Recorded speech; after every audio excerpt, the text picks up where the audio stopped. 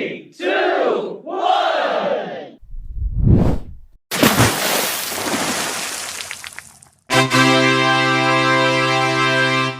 Hello, everybody, and welcome back to another episode of Franchise Deep Dive, the podcast where two goblins and ghouls dissect, discuss, and break down all of our favorite and least favorite movie franchises. I'm Jake. I'm Josh. Josh, how you doing today, Jake? Today? We cut each other off. We're just too nice. I'm doing quite well. Had a little bit of pizza before we started recording, so I'm quite full. Feeling a little bloated, won't lie. But yeah, it's nice out, nice Sunday afternoon when we're recording this, so I'm doing A-okay. How you doing, Josh? There's a cool breeze out, and I'm feeling pretty chill. So I'm also excited to talk about these 4 movies crammed into one episode. It's going to be a blast. That makes one of us. Oh man, this is gonna be good. Yeah. I missed hearing Jake go on his rants, and I think we're gonna get a lot more of that this week than we did last week. I didn't. The Fear Street movies, they gave me nothing to rant about. Whereas these movies, I think there's plenty to get into, plenty for me to get unreasonably angry about, because this is going to be that episode where these are kids movies, and I'm gonna pick them apart. So Jake, when's the last time you've seen any of these?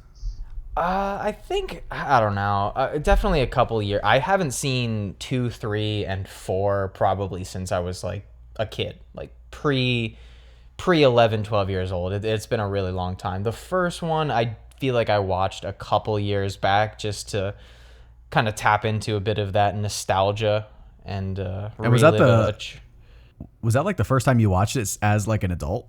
The first one?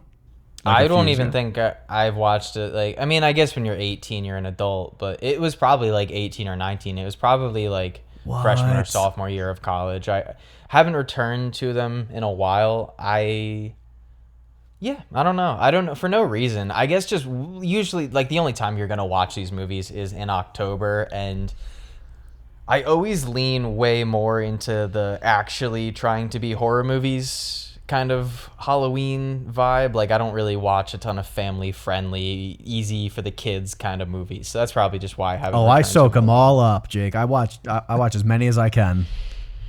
Yeah, I know. You watch like 60 movies in October. Try 90. Yeah. Well, I guess it would be more than that, right? There's 31 days. It's 31 times 3.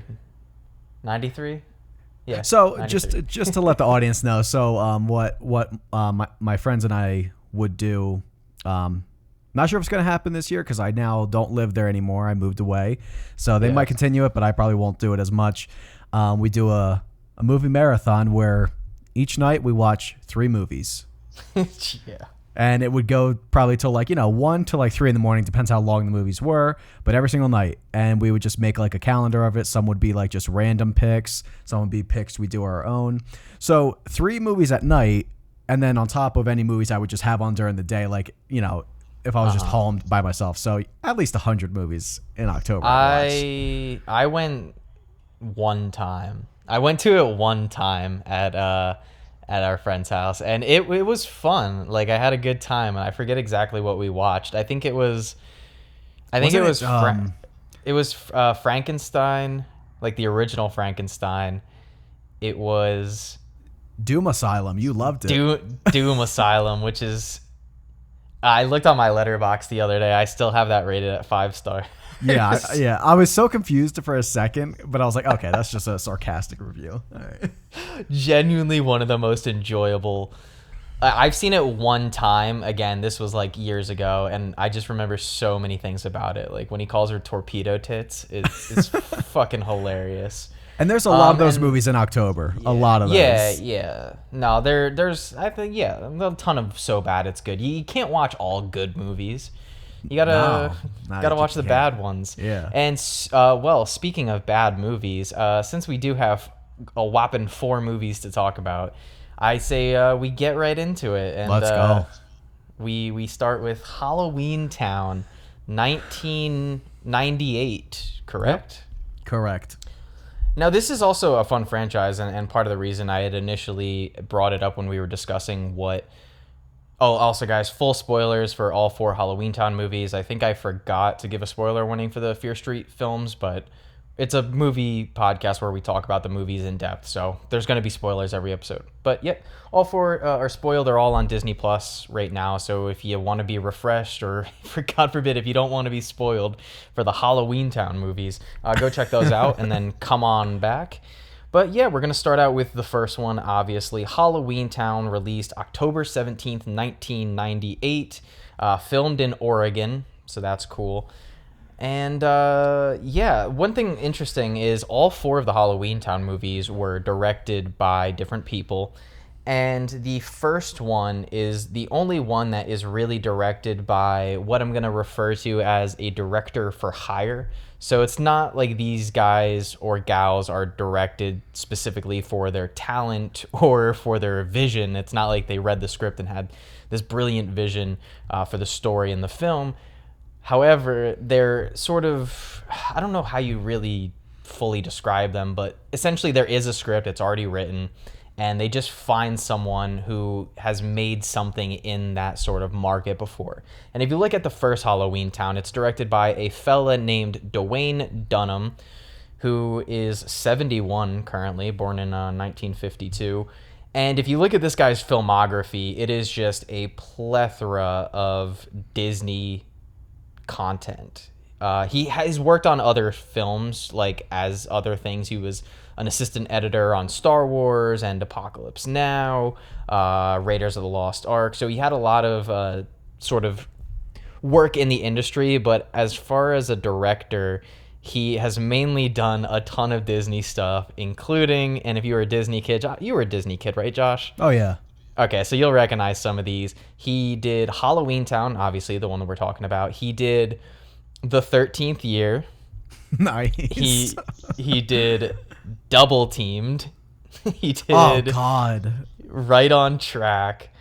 And that's really... He's done a couple other things, but the moral of the story is he has a lot of history with doing TV films for Disney. He did do a few episodes of Twin Peaks, though. I saw that. Yeah, I saw that under his thing. He did, and he also did. Oh wait, he also helped do Twin Peaks: The Return. Yeah. So not per se the first 2 seasons, but a lot of help in the very not well liked 3rd season of that show. Now, I haven't seen it, but I hear it's not particularly well liked. But yeah, you asked me, what is your experience with these Halloweentown movies? I know you're a little bit more familiar with them than I am. Oh, dude, I'd watch them like every year probably. Mostly just like the first 2. The 3rd one I've seen a handful of times. I think it's been maybe a couple years since I've seen it. I might have put it on last year for a little bit. I don't know, but definitely the first 2. It's just one of those things that I just do because I find them fun. I usually like to watch them with someone. If I'm alone, I don't really watch them by myself too much. So there are movies that I like watching with a group. Tend to get a lot more laughs that way. But no, it's some of these movies I can tolerate maybe more than you because I've kept them around so long. I don't know. But yeah, as a kid though, I mean, it was every season. I don't know, even as a kid for you, if you guys watched them every year or if it was just like a couple times you saw them. No, because they were always. I mean, as a kid, this is well before like Netflix and all the streaming services, so they were always on Disney Channel. I was definitely more of a Hocus Pocus kid, but I did like Halloweentown. So, kind of like almost every year of my life, they're put on in some fashion. That is astounding because. All right, we'll stick to the first one, and I guess we'll just unpack it. This movie is. It's bad. This is a bad movie. And I wish I could like be in the mindset of, oh, this is fun and bad. But I think this is just bad. I don't know. Jake, I'm with you. This is not good at all. This is not a good movie. No. Yeah. Like I state, and I will state on a lot of episodes we do, especially when we're doing not the best movies, I will always have fun with bad movies. And it's going to be interesting to talk about this one compared to the second one because I think that one's more of like a comparative contest, when you're talking about all 4 of these movies. But What really stuck out to you the most? What did you hate the most out of this? I'm sure there's a plethora of things, but what irked you the most? There's honestly there's two really really big ones. The first is that this may have set the record for the tightest, closest shots on a character's face in any movie that I have ever seen in my life. And I'll give you a little insight into my thought process when starting this movie. Again, I haven't seen this in a really long time, several years, to the point where like I remember some characters and the overall plot and scenes. I remember that Calabar is the villain and everything and all that stuff. But when it first starts out, you get this amazing zoom in on this practical pumpkin, and then it kind of cuts, and you're on this street corner, and it's very sort of Harry Potter-esque in a way, and the mood is right, and the atmosphere is there. And literally my first couple notes are, oh my god, that pumpkin is magnificent. Okay, nice tracking shot, lots of extras, that's cool. A nice wipe transition using an extra. Why is this so well shot and blocked? And then immediately after that, okay, no, wait, why are all these shots so close? And that continued. I have not seen a movie that has this poor of framing. Maybe this may be the worst looking movie I've ever seen. And that is Josh, in terms of, I'm not talking about lighting. I'm not talking about like the actual like pixel quality. I'm talking about pure framing. There are shots, like dozens of shots in this movie, and I hate picking apart the cinematography in a Disney original kids movie, but there are shots in this movie where the character's forehead or chin or both are straight up just cut off in the framing. They were, I think I wrote somewhere in my notes, where is it? I think at some point I just got mad and I wrote, please move the fucking camera back. It was like in the character's nostrils. And why do you think? Because honestly, I'm going to have to put this on after this episode and just rewatch it, because I don't think I even was picking up on it. That is... Which is crazy. But maybe just... For how much you gave shit to Fear Street, for you to overlook the camera work in this movie. And it's tough. It's tough, because when you're watching movies like this, you kind of like have an understanding that this is not going to be held to the standard of having good cinematography. So maybe I just don't focus on it as much. I'm kind of just like laughing at the inconsistencies, or I'm laughing at the script choices and stuff like that, because that to me is a little bit more obvious in these movies. I do want to watch it though now, because it is astonished. I don't think there is a single wide shot in the movie. Every single shot is just up the character's nostrils to the point where I started to get like, I had trouble like breathing. I was watching this late at night, and I watched it after working a shift, and I had come home a little early, and I was genuinely like, this is like suffocating. Like this, if this was like a thriller, like a drama thriller, and not like a fun kids movie, this might actually work as a creative choice to like suffocate the audience, because I just could not breathe while watching this movie. I wonder if his other movies are like that. I wonder if they're just like, if they have that same...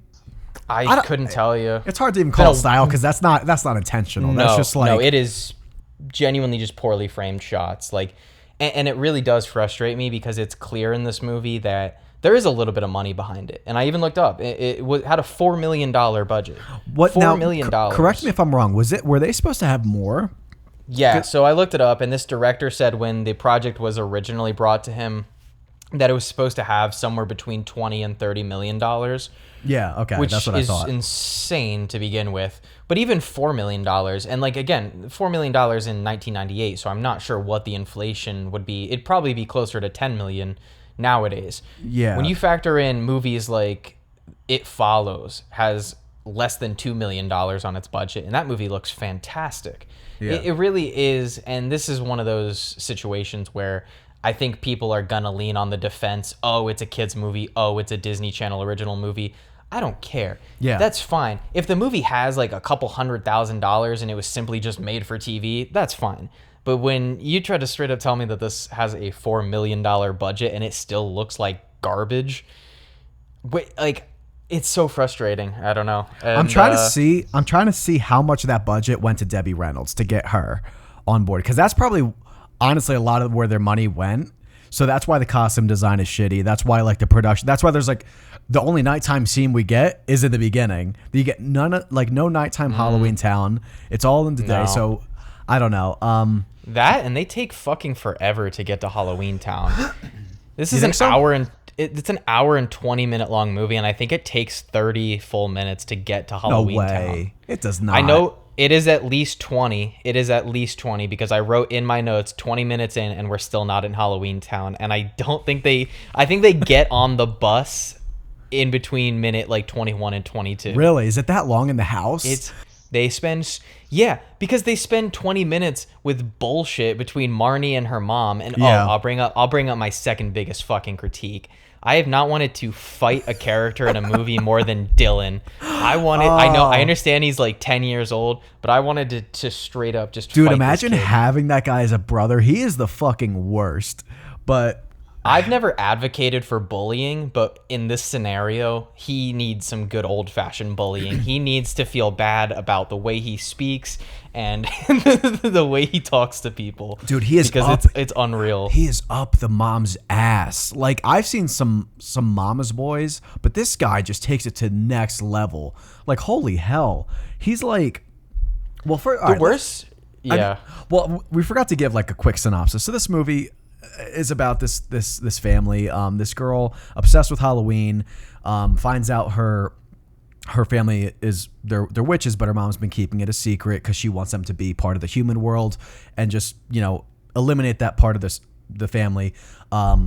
She kind of rebels, goes to Halloweentown to see her grandma, where her grandma lives, and kind of comes to see that there's an evil plot happening in Halloweentown. So the rest of the movie is them just kind of uncover that mystery and see what the hell's going on, this evil that's kind of lurking over Halloweentown. That's basically what the first one's about. So now we're currently in the house where Marnie's this, angry 13-year-old, doesn't like her mom keeping her away from Halloween, all that shit. This is so cringy. The whole 20 minutes. She's 13. I get she's young, but she's a teenager now, right? She is 13. Yeah. Yeah, 13's like a teenager. Yeah. 13. Yeah. I just want to talk about the book scene. When Grandma is reading them a bedtime story, she pulls out this children's book, this 3-year-old book called Halloweentown. I mean, you look in the text. I actually wish I wrote down one of the lines in the book. Each page has one line of text. That's it. And then it's just like it's just pictures. And Marnie's the main character, is just fixated on this. She's like, oh my, she looks at it like fucking scripture. Like this is her new Bible. She's like, Grandma, this book is amazing. I'm like, this has all the stuff I'm interested in. Marnie, this is for 3-year-olds. Why don't you go find something more your age? There's plenty of Halloween books. You don't need your grandma bringing this. You go to a library, find so many Halloween books. It's insane. But she like cuddles with this book now. And then they go to like the last page where there's a witch flying in the sky, and Sophie, the little sister, just goes, Marnie, points and thinks, I don't know if she thinks that's Marnie or just says, hey, it looks like Marnie. And then Marnie just looks at it and goes, it is me. And I'm just like, dude, I was into Halloween as a kid. I never once would have like looked at this book and said, yes, like finally someone gets me with this children's book. They're bringing it to me. It's just like, oh my God. That's like one of the few times I like Dylan, when he snags the book out of Grandma Aggie's hands and says, she looks nothing like you. She's way too cute. You know what? Just bring her back to fucking realism for a second. Dylan, thank you. Oh, I mean, well, to be fair, it does look like her. I don't give a fuck. I don't give a shit. It was actually, I was reading up a little trivia. That book was actually made after they cast Kimberly J. Brown as Marnie. They specifically made that book to look like her. Guess what? Like they said it was like a vital part of the script. Holy shit. Guess what? I will never, ever look at a picture that looks like me. I know damn well it's not. A children's book that was written, I see a picture that might resemble me. I'm never going to look at my sibling and go, that's me.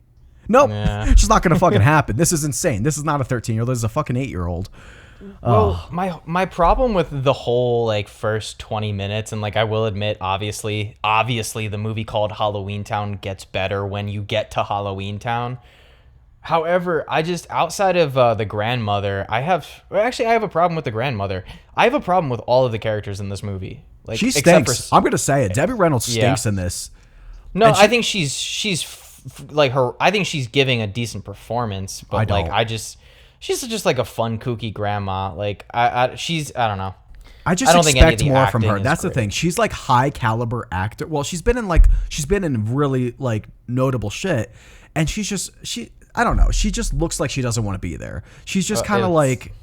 I mean, if you were like a highly acclaimed actor and like had been in Hollywood for years, and now you're reduced to doing a Disney Channel original movie. I get it, but guess what? I'm not gonna say it's good because you're Debbie Reynolds. You stink in this too. Like. I will say I read a funny trivia fact where I guess Kimberly J. Brown, again the actress who played Marnie in the first 3 films, she said that when she first met Debbie Reynolds on set, that Debbie Reynolds introduced herself as Princess Leia's mom, which I think is kind of funny.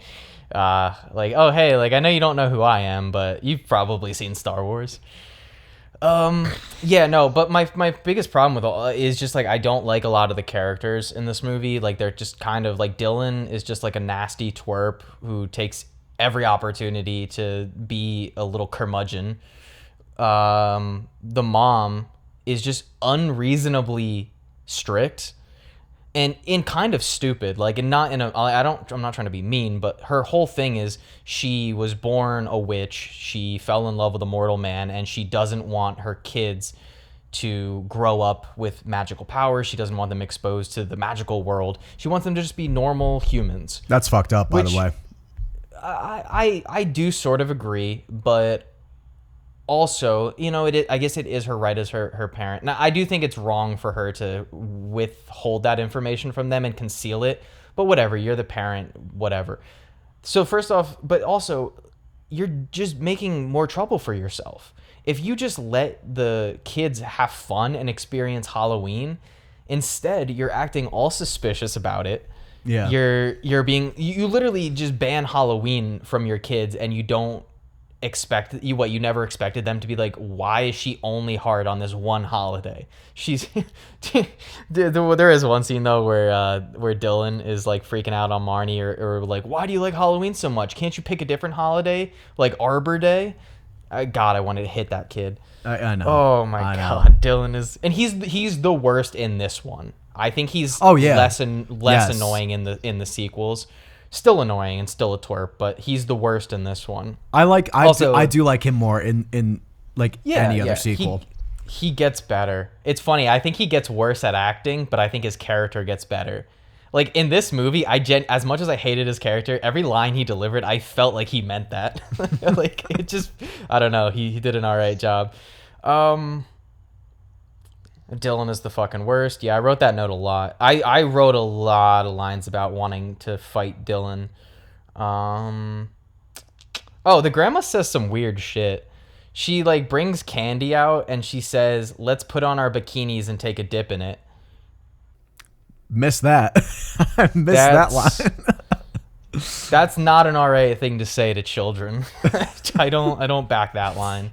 But no, like going to like, I don't even like, I know you mentioned the production design. I think for being a Disney Channel original movie, I thought the production design was okay once they get to Halloweentown. I like the look of Halloweentown. It's a little basic and not as grand as you want it to be, but I thought the look was okay. I like the giant jack-o'-lantern in the center of town, and some of the prosthetics and the costumes and practical effects look okay. But the issue is that the shots are so fucking tight on the characters that I can't see any of it. There's so many times where I'm like, just pull the camera back. Just like 5 feet. Pull the camera back a little bit and I can actually see what's going on in the scene. It's Jake, they probably didn't even have 5 feet to work with. That's how small the scene was. No, yeah. And it's very clearly a set, and the again, though, for $4 million, like I expect a little bit of better effects work. Like when they fly on the broom, it looks fucking awful. I know. No, it's first off, I don't really think any of it looks that good. No. But I no, because I'm also thinking of the budget, and it's just like you can put. How much did you really put into? They just look like they're wearing masks. Yeah. Like it doesn't really. I'm trying to think of some of the like the fucking vampire that's getting her tooth pulled out. It doesn't look good at all. Looks like shit. Yeah. Like I don't know. None of them. I'm not convinced that. It looks like it just looks like Halloween people dressing up. It doesn't look like that's actually them. But let me tell you something. Yeah. This Cromwell family, I have never seen a family so fucking high on themselves like this one. That's my biggest problem with like the grandma. First off, just so fucking egotistical. No problem can be solved without them. Like every time, it's just. Oh my god!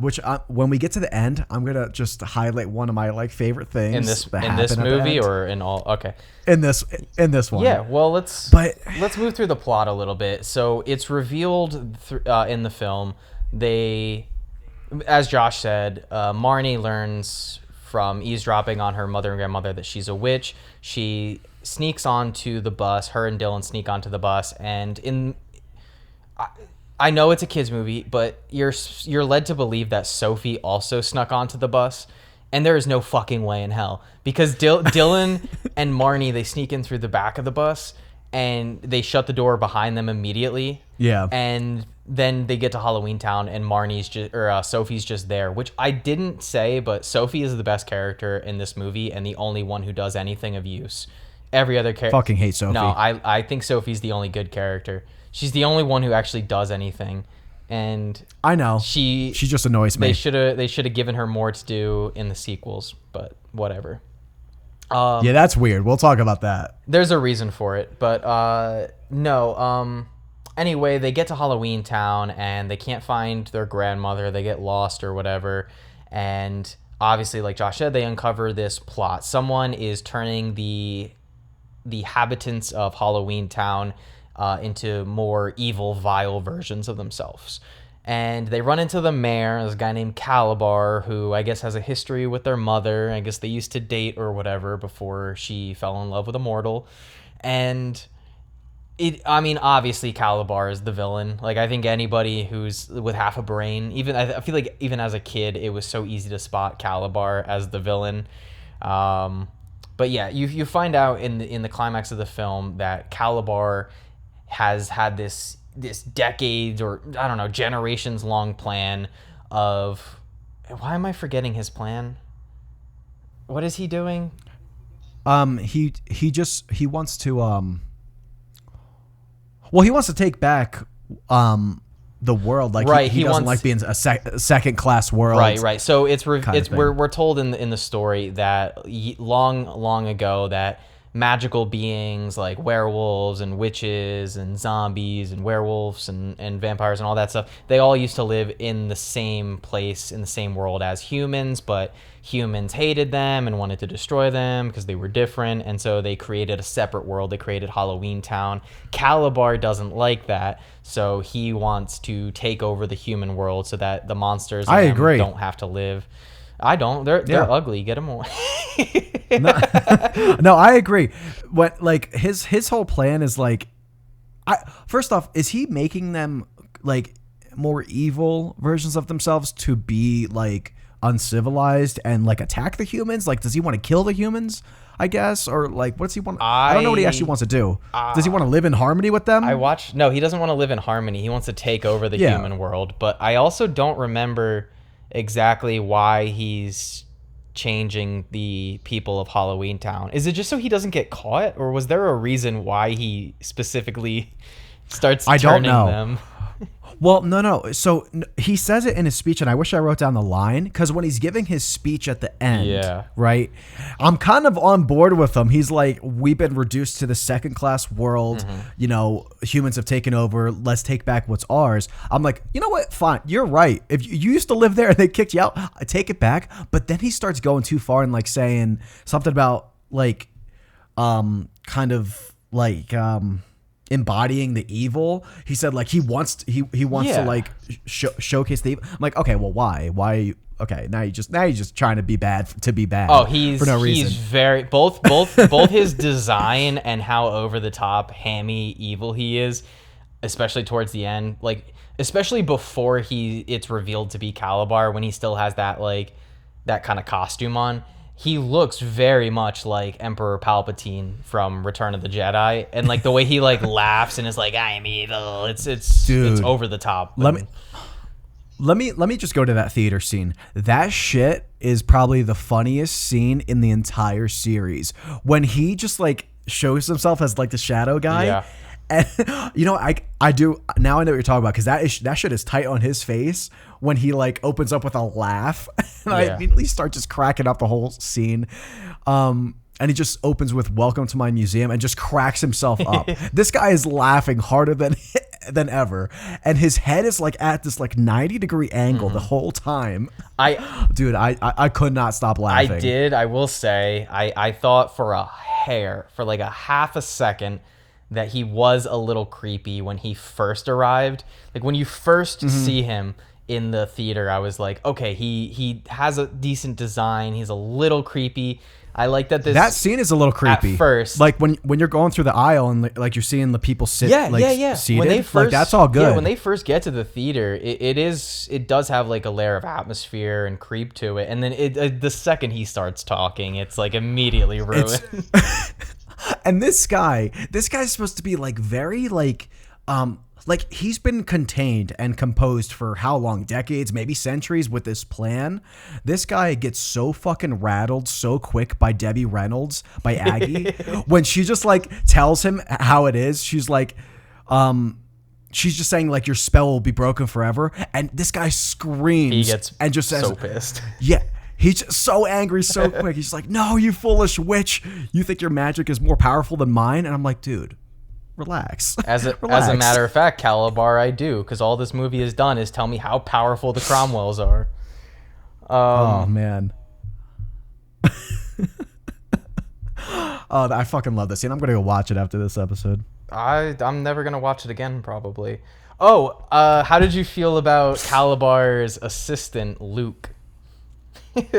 Oh, the big cheese. Let me talk about the big cheese for a second. The big cheese.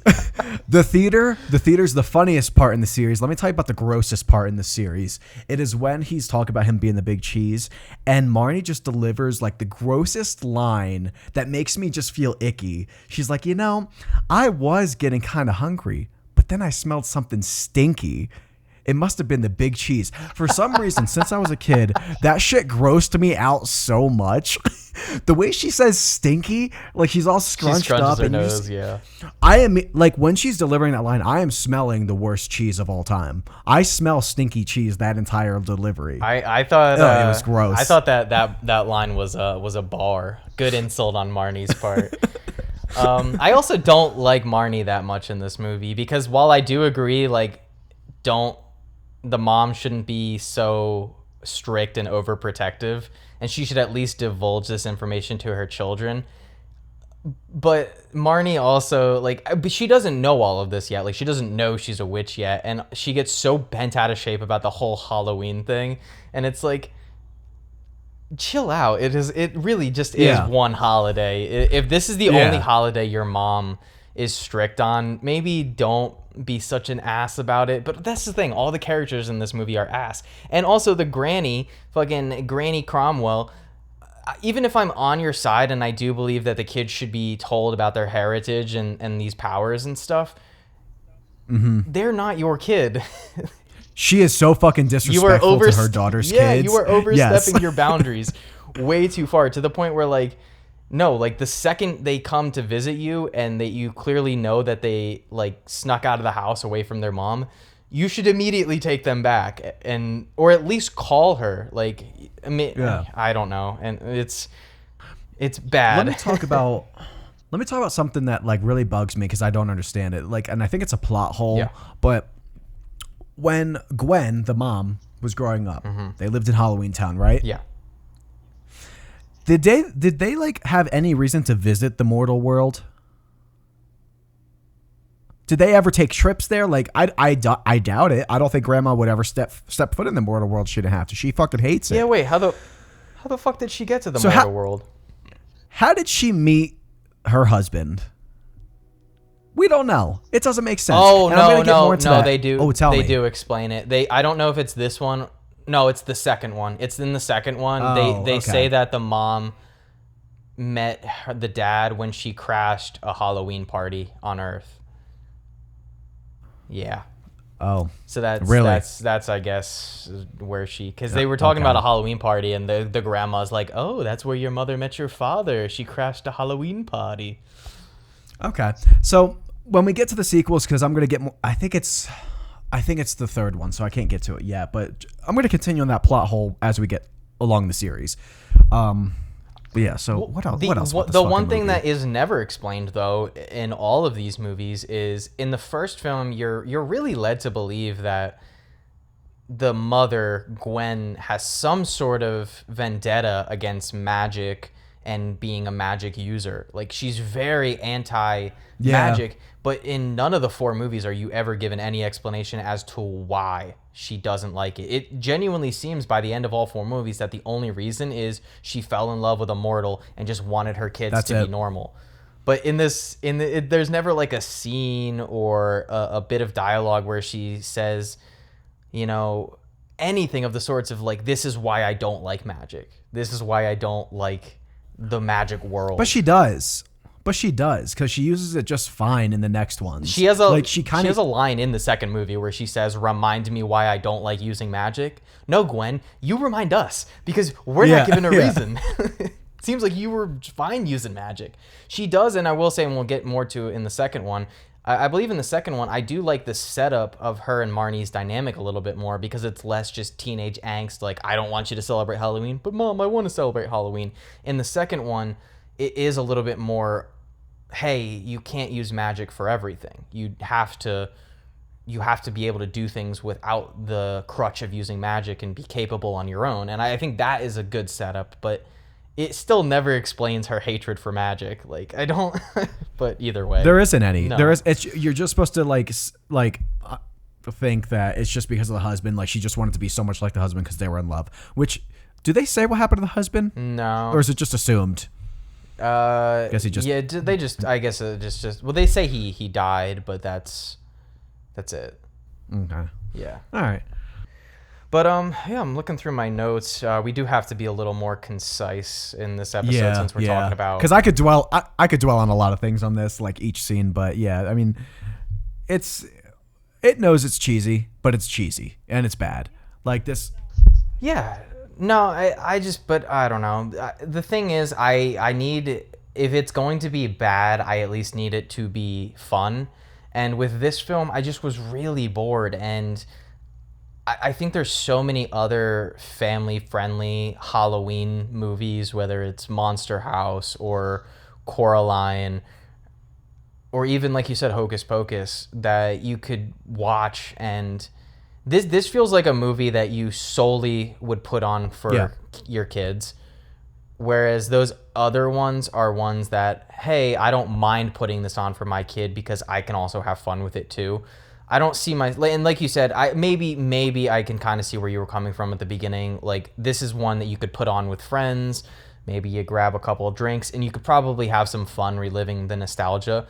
But as someone who watched this by themselves late at night, I think I even had some drinks. I think I had a little bit of wine, and I just was. Oh no! I was not having a good time with this movie. Listen, I don't even need drinks. And honestly, the funny thing is, when I watch it, because I would watch it with Ross, right? And he loves Halloweentown. He thinks it's really bad. But okay, I was gonna say Oh yeah, go on his letterbox. He gave it I think 1.5. But he loves watching it. And he didn't grow up watching this. I don't think he's ever seen it. He saw it for the first time, I think, maybe 5-6 years ago. I think maybe he saw it once as a kid, but never grew up with it, so he didn't have that nostalgia. This guy, we would just crack up at it, just naturally. I don't know. There's just a ton to laugh at, I think, which makes it fun. I think if I had someone there to poke fun at the movie with, I probably would have had a lot more fun with it. You're right. Ross does give it a 1.5. Yeah. Does he actually have a review of it? No. Oh my God. I was hoping for a really long, eight paragraph review of it. That would be so good though. Okay. Yeah, I don't have too much left to say about this movie. I think some of the characters are fun. I think the most fun I have with this movie is basically, we brought up the theater scene earlier, but what happens is Calabar casts a spell on the grandmother, and it kind of incapacitates her. So the kids are left on their own, And the mom. The grandma and mom are frozen. Oh yeah, I forgot the mom is there. Yeah, the mom comes to get them, and they can't leave because the bus isn't running for a couple hours. So they go to Calabar, who we didn't say, but he's the mayor of Halloweentown, and at this point you don't know he's evil. And yeah, the mom and the grandmother, they get incapacitated with a spell, so it's up to Dylan, Sophie, and Marnie to finish collecting the ingredients for this potion that'll turn on this like magic wand, and it'll get rid of all the bad spells. It's whatever. But that's my favorite sequence, is when the three kids have to go on that little adventure to go and get the other ingredients. They have to get like the tooth of a vampire, the hair of a werewolf, and The sweat of a ghost. the sweat of a goat. That scene's kind of funny. I love that guy. That scene is funny. They go into a sauna, and a ghost. Oh, I is also like- love I love Benny too. Let's not forget Benny. That's why I brought up the characters, because Benny's great. Benny's the for those who hasn't seen it in a while, Benny's the cab driver who's a skeleton. And I will say, like, it was obvious, but looking it up, Benny was like a prosthetic robot, so it wasn't like somebody in a costume, and it wasn't CGI. It was like an actual built robot that would move, and they dubbed in the voice later. But it's fun, it's cheeky, and I did like some of the practical effects in this movie. Like, they looked bad, but bad practical effects usually have like a layer of charm to them, whereas bad CGI just usually looks like shit. Oh, and there is plenty of bad CGI in this. But I think one of the biggest issues with this movie, and it'll be my last kind of criticism, is you think of anything that has to do with magic, whether it's film or TV, and you want some fun with the magic. You want some cool scenes of them using their powers to do interesting things. There is no fun magic in this movie. It's rather dull and kind of boring, and there's not really much to point to and being like, oh, that was fun, that was cool. And I just didn't have a lot of fun with this movie, and it's also just, again, poorly made. So I can excuse a Disney Channel movie for being poorly made, but not when it has a $4 million budget, and not when there's other Disney Channel movies that I'd rather watch, like Johnny Tsunami. Let me just talk about the final scene when they defeat Calabar, right? Oh, yeah. The grandma, mom, Marnie, and Sophie. Two of them are like, grandma is insanely powerful. Sophie's got a lot of power behind her. She's like the most powerful one out of the kids right now, currently. They're all like, singing their song. They're humming, right? Yeah. And they can't do it. Like, Calabar is laughing at them. It's not even like a blink of like any kind of struggle. He's just cracking up at them like, okay, yeah, go right ahead. The second Dylan, the only guy, as soon as he touches them, this guy gets defeated. So what are you telling us? That like you can't get the job done without a man? That doesn't even want anything to do with magic, never even practice magic. The second he touches Sophie's hand. I forgot that Dylan has magic. Holy shit. Yeah. Oh, yeah, because they're like, oh, I guess you're not immortal after all. And Dylan's like, what? And then he looks at his hands, and like the shittiest CGI lightning is like emitting from his hands. But yeah, I thought that was a slap in the face to all those four women that just kind of, well, besides the mom for a little bit of her life, but kind of just relished in the magic. It is kind of like very feministy for a lot of the movie, when it's like the power of the Cromwell witches, and then it's like, oh wait, but we need the man. Yeah, that's funny. Wow. I guess it was probably because it was directed by a man. That's right. Probably. You son of a bitch, Dwayne. You son of a bitch. All right, are we... I also forgot to say, the movie was shot... It's not like it was that rushed either. It had 3 weeks. And I know that's not a ton of shooting time, like plenty of films. Like we talked about how one of the Matrix movies was shot over a year. But when it comes to this movie, fairly simple story, pretty pretty by the numbers, pedantry stuff. 3 weeks, not that crazy. I don't know. That seems pretty concise though. That seems I don't know. That still seems short. Well, judging by the camera angles, I don't think they spent a lot of time doing setup. So I was shocked. Like, I know it sounds like I was just exaggerating, but I was genuinely shocked at how poorly shot the movie was, because it's not a problem in 2, 3, and 4.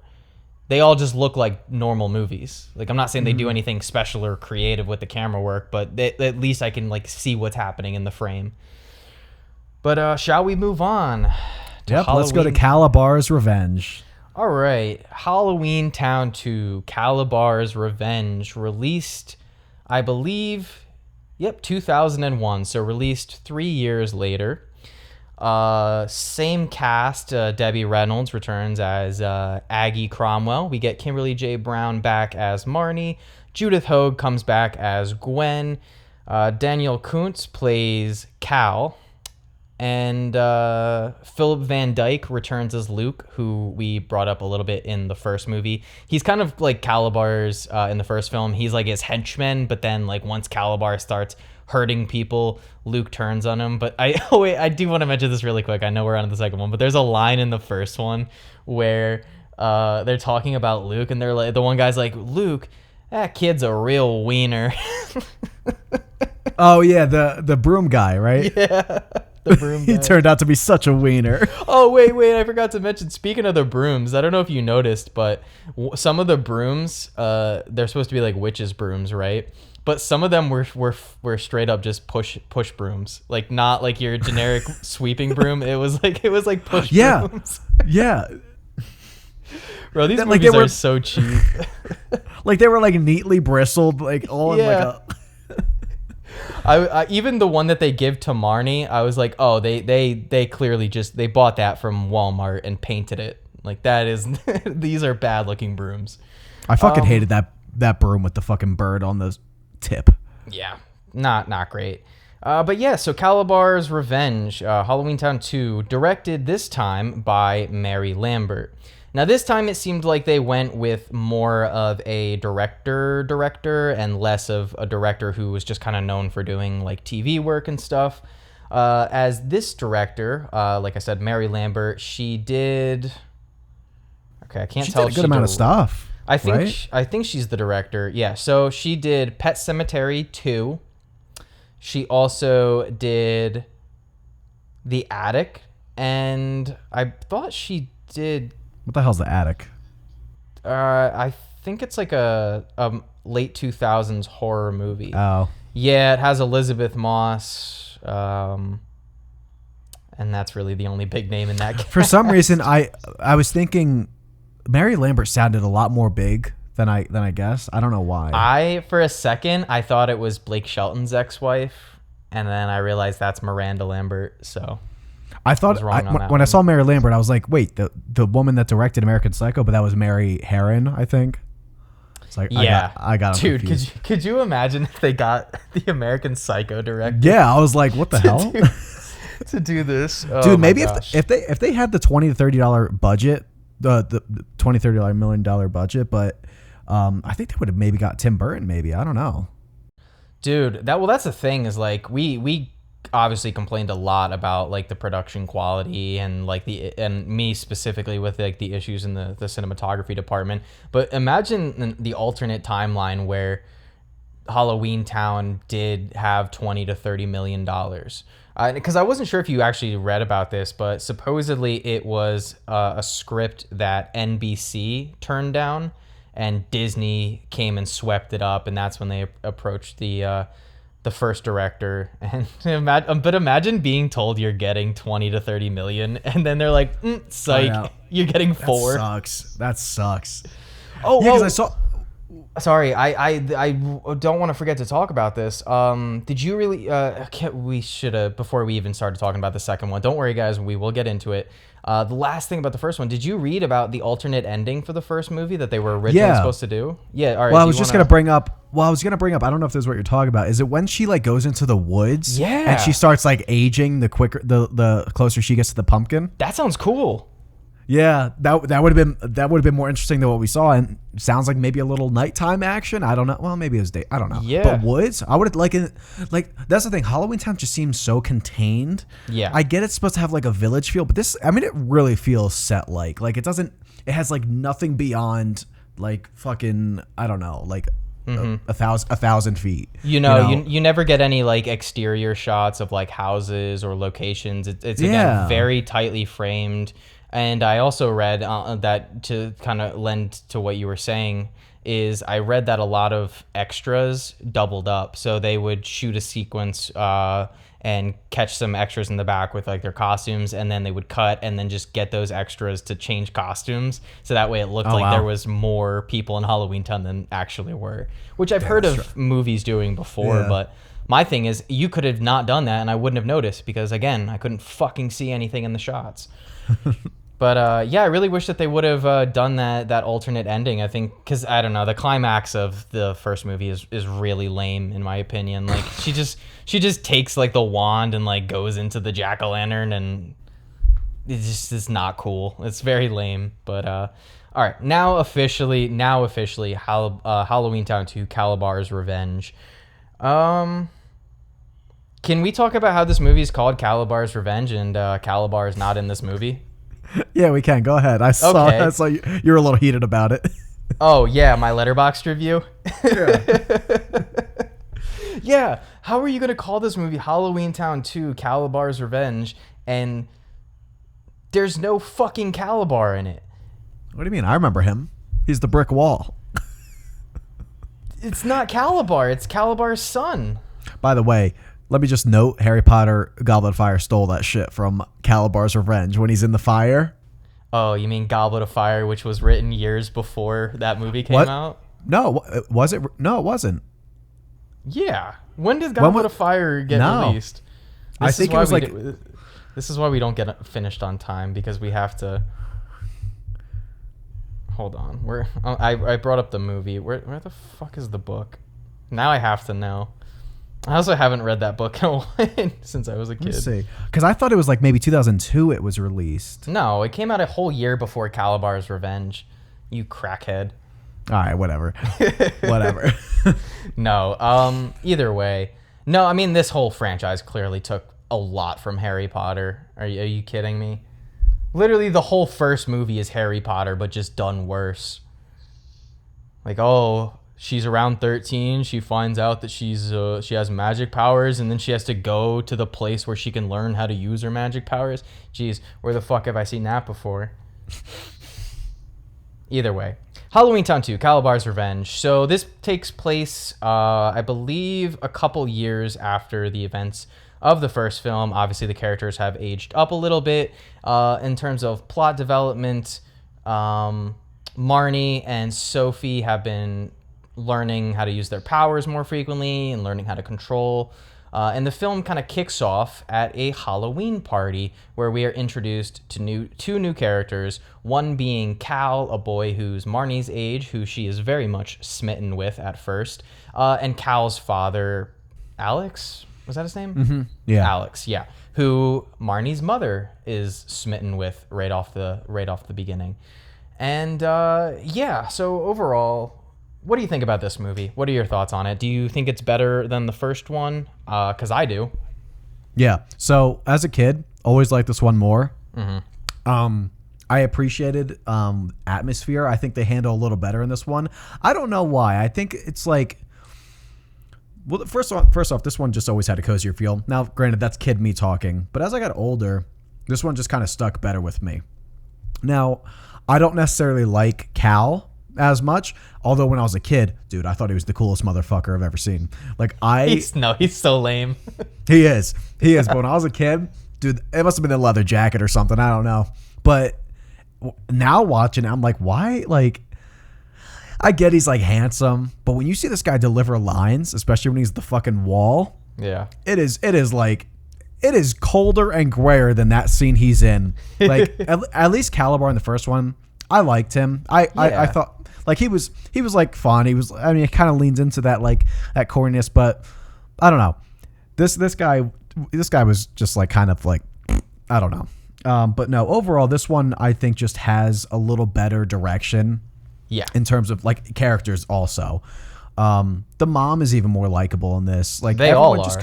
Yeah. So, I want you to tell me though what you saw with Sophie, because I was confused why they didn't go more into her, because they kind of built her up in the first one, and they then kind of like just ditch her as each movie goes along. Like this one, she's kind of in it, but she's not really serving to the plot.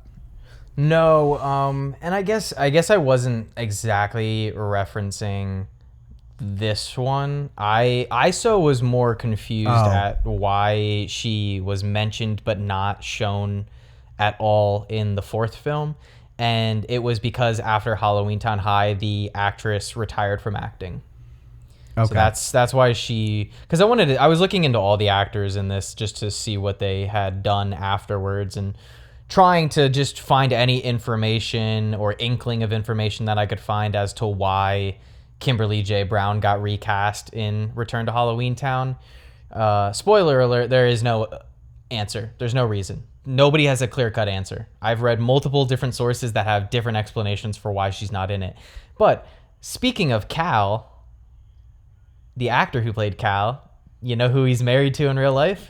Yeah, just a few months ago. That's crazy. Yeah, dude. That's wild. insane. So for those listening, the actress Kimberly J. Brown, again, who plays Marnie in Halloweentown 1, 2, and 3, and Cal, her love interest and crush in this movie, they ended up getting together in 2024, just a couple months ago, and started. I guess I said they were married. I don't know if they're married, but they're definitely together. They're married? Yeah, I think they got together in 22. Oh, shit. It was like... Okay. I think it might have been a convention or something like that, or some kind of like, yeah. Or no. Well, yeah, I can't remember the year they got together. No, I definitely could see that, because one thing that's remained to this day is Kimberly J. Brown is still very passionate about the Halloweentown franchise, and I mean, like understandably so. It's really her only claim to fame. I'm not saying she's like chasing the bag or anything, but yeah, it's cool to see that she's still passionate. From what I read, she's still very much down to return if they did a Halloweentown 5, which I would be down for. I think that'd be kind of cool. Really? You would be down for that? You? Yeah. I don't like these movies at all, but I'm not opposed to them. I also don't like the first 4 Fast and Furious movies, but you know what? Number 5 got it right. So, you know, I'm not they could pull it out. They could pull it out. But yeah, so with this movie, I do agree with a lot of what you said. I do think it does. First off, I think it just nails down the Halloween tone a little bit better, and them starting out with a Halloween party and the film kind of climaxing at a Halloween costume party at the high school, I thought was really cool as well. You get a lot of fun stuff with that. They go to Halloweentown in this movie, and it's kind of weird because the first 2 movies do kind of follow a very similar... Honestly, the first 3 movies, they all kind of follow a similar storyline where, oh, you meet a character, it turns out he's the bad guy, and then in the climax, they're... Especially 2 and 3, they share similar endings, but in this one, I like that they go back to Halloweentown, and Marnie and the grandmother, they get trapped there. And thank God they didn't bring Dylan with them this time, because Dylan is still a little twerp, still a little dickhead. I don't like him at all. Less of an asshole, but you know, I still don't want him along. So I like, again, I know you weren't a big fan of her. I liked Debbie Reynolds in the first movie. I think Marnie and Granny Cromwell are fun characters in this movie. I like the idea that Marnie can't just rely on magic all the time, and her learning to, because she doesn't do anything in the first movie. Sophie does all the magic in the first movie. That's why I was really thinking that they were building Sophie up to be bigger than she was. But it makes sense, because the mom says that Marnie was just like Sophie when she was little. So I guess when she's had that many years of like magic withheld, I guess it was suppressed more than Sophie. So that's why. Because they build Sophie up, but I think Marnie was just like Sophie. I think they had the same level of ability. It's just, you know. Oh. Because Marnie asks her mom, did I show these weird signs too? And she said, yes, and I hid them from you. I feel like magic is like sexuality, though. You can't suppress it.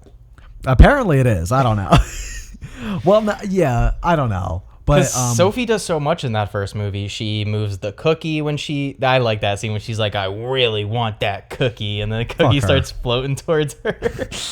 And the cookie starts floating towards her. And she also she unlocks the gate when they get into Halloweentown to get to Aggie's house. I will say, when I'm on Sophie's side, it's when Marnie takes fucking credit when they light. I think it's when they light the talisman. And Marnie looks at it and she's like, I did it. And that's her first instinct. And then she corrects herself. She says, we did it. We're witches. And I'm like, you asshole. You couldn't even memorize it right. Sophie did that whole thing.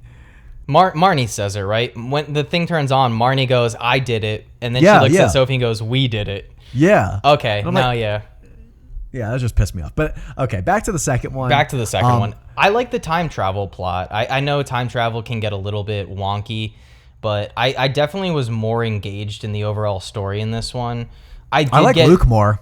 I like Luke more in this. Luke is cool. Yeah, Luke is a way more fun companion character for Marnie than Dylan in the first one. Because Dylan's just a little asshole and complains about everything. Whereas this one, I think like it's stupid. And in the moment, I was kind of annoyed with it. But then I thought more about it. And I was like, maybe I was a little too hard on this. But the whole sequence, because in this film, you find out that there is this quote unquote gray spell that's been cast over Halloweentown, in which all of the inhabitants, they become overly monotonous, boring versions of themselves. It's they kind of make a play on it. They say, oh, like kind of how in the human world, how people over exaggerate monsters and ghouls and whatnot. This is like us making fun of humans and how boring and stale they are. And it brings us to a character's house. Why can't I remember his name? Gort. Yeah, is it Gort or Gordo? I think it's Gort. I think it's Gort. Yeah. Okay. Anyway, they establish this guy in the beginning of the movie. Basically, anything that ever gets lost ends up in this guy's house. And they're looking for this identical spell book because they need it to break the gray spell or whatever. And they go to this guy's house, and he's super boring. He's super monotonous. He's all grayed out, and they put this like gray paint on him or whatever. His house is all gray. And then it starts happening to the grandmother too. And they just sit there and it's hilarious. They're trying to match these socks. And there's this little exchange where I forget if it's Marnie or the grandmother, but she's like, Gort, none of these socks match. And he's like, oh, well, I have some more in the storage. And then the grandmother's like, oh, well, go and get them. And then he goes over and he grabs another box of socks. It just dumps it on the pile. And they start matching them again. And when she says go get them, Marty like tries to get her attention and she like pushes her off. She's like, no, we're busy. And then she just falls into the pile of socks. Like it's fucking like a pile of money. It's funny because Gord is acting boring and monotonous, but for some reason Debbie Reynolds took her direction and decided to just act like she was drunk. And she's like falling over and talking all loopy and shit. So I like the grandma more in this one than the first one, and maybe it's because she has that whole segment of just like you said, she kind of does act drunk. Like she's in such a daze and like loopy. Yeah. I enjoyed it. Yeah. No. And it might be like a little corny. I don't care that they're all corny, but I do like the plot point of that, like the gray spell. I think it's a little bit more interesting that they kind of mock how the humans mock them. I think it's a little bit more of an interesting plot line to go through. It kind of, I don't know. It just feels like there was a little bit more attention put into this script than like any of the other ones. But I think the first two show a lot more like heart, even though the first one, kind of like limited to like its production, whatever held it back from like its production. Yeah. Low points. I still feel the kind of like the heart and charm of these two a lot more than I do the next two, but this one the most. And I guess maybe because there just feels like there's a lot more attention to a lot more aspects of it. But yeah, I mean, let's Yeah, I'm looking through. I don't have too many notes on this one There were some issues I did have with this movie. As much as I like the concept of the plot with Halloweentown and what they did, one thing it does do is the one kind of cool set piece in these movies is Halloweentown. That's where you get to see all the Halloween decorations and you get to see all the ghouls and the monsters and the goblins. And I agree, like the production value is not there, but at least when I'm watching a Halloween movie, especially one that has Halloween in the title, I want to get some of those. One of my biggest criticisms of some of the Halloween movies, like the Michael Myers ones, is like in Halloween 5, it was clearly shot like during the spring. There's like green everywhere. And this movie has kind of the opposite effect where I do still want to see those decorations. I want to see that Halloween feel. And because of the gray spell, you don't get to see anything. It's just all until the very end when they break the gray spell. I also feel like, again, I know it's a kid's movie, but even kids, like, his name is Cal. He's so obviously the villain. His name is Cal. Yeah, I know. Come on. So, I get what you're saying, but I like that they kind of like adjust it to give you that in the human world. Like you get a lot of Halloween. No, you're right. At their house, and it's. I don't know. I guess like Halloweentown, the first one was like more of like Halloween in that town, and now it's like you get more of like Halloween in the world. I don't know. And it's the most frustrating part of all 4 of these movies is that everything I feel one does wrong, another one does right.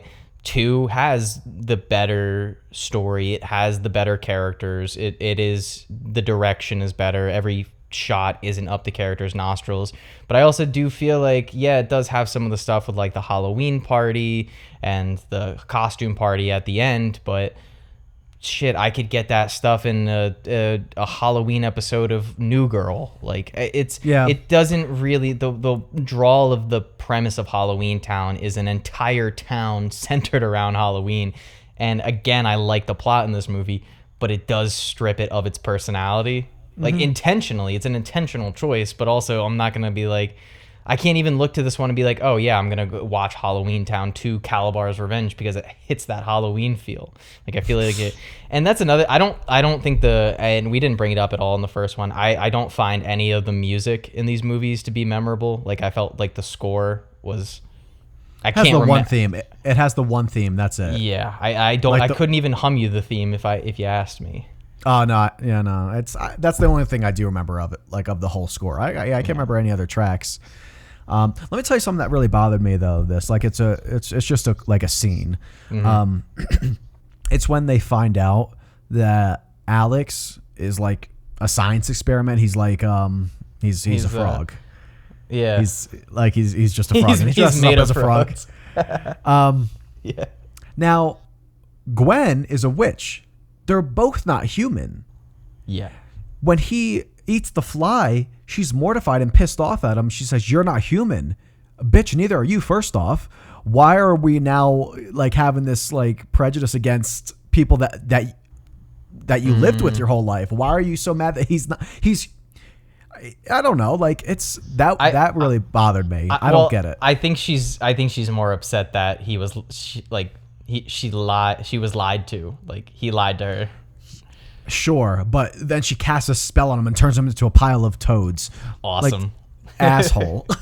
Yeah. No, it wasn't great. Oh wait, is it this one? Is it the second one where they have to get through the portal and it closes before they can get through it? Yeah. Oh wait, I had to point that scene out because Marnie runs up to the door as it's closing, clearly has more than enough time to squeeze through the door and just like lets it close in front of her. She just instead of like getting one of you through, she tries to like fucking break it open like she's Captain America. Yeah, also this movie sets like a really bad precedent for how powerful their magic is because you're essentially told in the first 2 movies that there is a portal from Halloweentown to the human world and it closes at a specific time and you can only access it at a certain point in the year. And that's like the whole plot is centered around that is they have to find the spell book, in Halloweentown and get back to the human world before midnight, before the portal closes, because you find out that Cal Jr., his plan is to turn all of the humans who are wearing costumes at the costume party into whatever costume they're wearing. So if they're wearing a witch, they turn into a witch, vampire, so on and so on. And then that none of that matters, because you're reminded of a line earlier in the film where Granny Cromwell says, "Oh, magic is simple. Just whatever you want, you just think it, and you gotta really want it, and you can you can have it." So, at that point in the film, in the climax, when all seems to be lost, Marnie realizes, and she's like, "Wait a minute, yeah, you just have to really want it," and she just essentially breaks the portal and opens it for good. So. No point in having that established. And it's a complete made up spell on the fly. How do they all know it? Yeah, I don't know. None of that makes sense. Oh wait, did you also like that the way to reverse the gray spell is this is Luke. Luke figures out the troll boy from the first one, who becomes a companion in this one.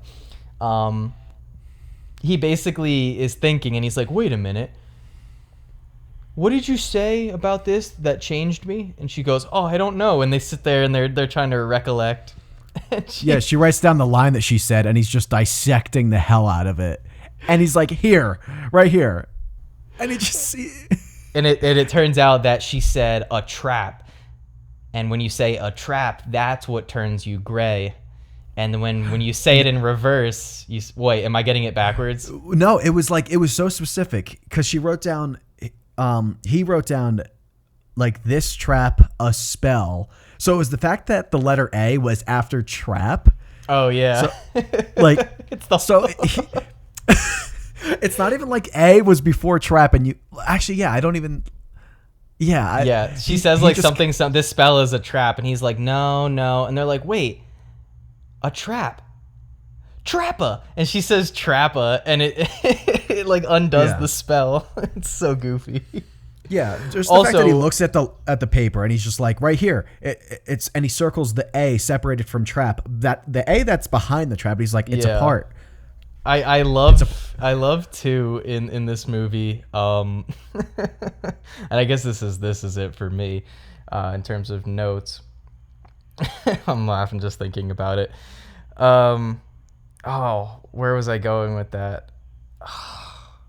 Fuck. I had it and then it left. Damn. Oh. That sucks. Oh wait, I do have a line from Calabar Jr. that I thought was funny. He goes, "Your mom's about to be a really moldy creature." Oh, no, I do have it, because I wrote, it's my note, "Is this a fucking sci-fi movie?" Because they're sitting down and they're like, because Marnie forgets the time travel spell. So they go back in time to Gort's house to find the spell book, right? They need this like copy spell book that I mentioned. And he goes, first of all, they're looking around forever. And then he goes, "Wait a minute, is it a leather book?" And she goes, "Yeah." And he goes, "Oh, I remember that. I sold it to Calabar 50 years ago." And then they go, "Oh," and whatever. And they have to like try to get back to their time, but Marnie forgot the time travel spell that they had written down, and instead it was on a piece of paper which she set down in Gort's house. And then you come to find out that everything that's lost goes to Gort's house, but everything that gets lost in Gort's house disappears completely. It goes poof. It goes poof.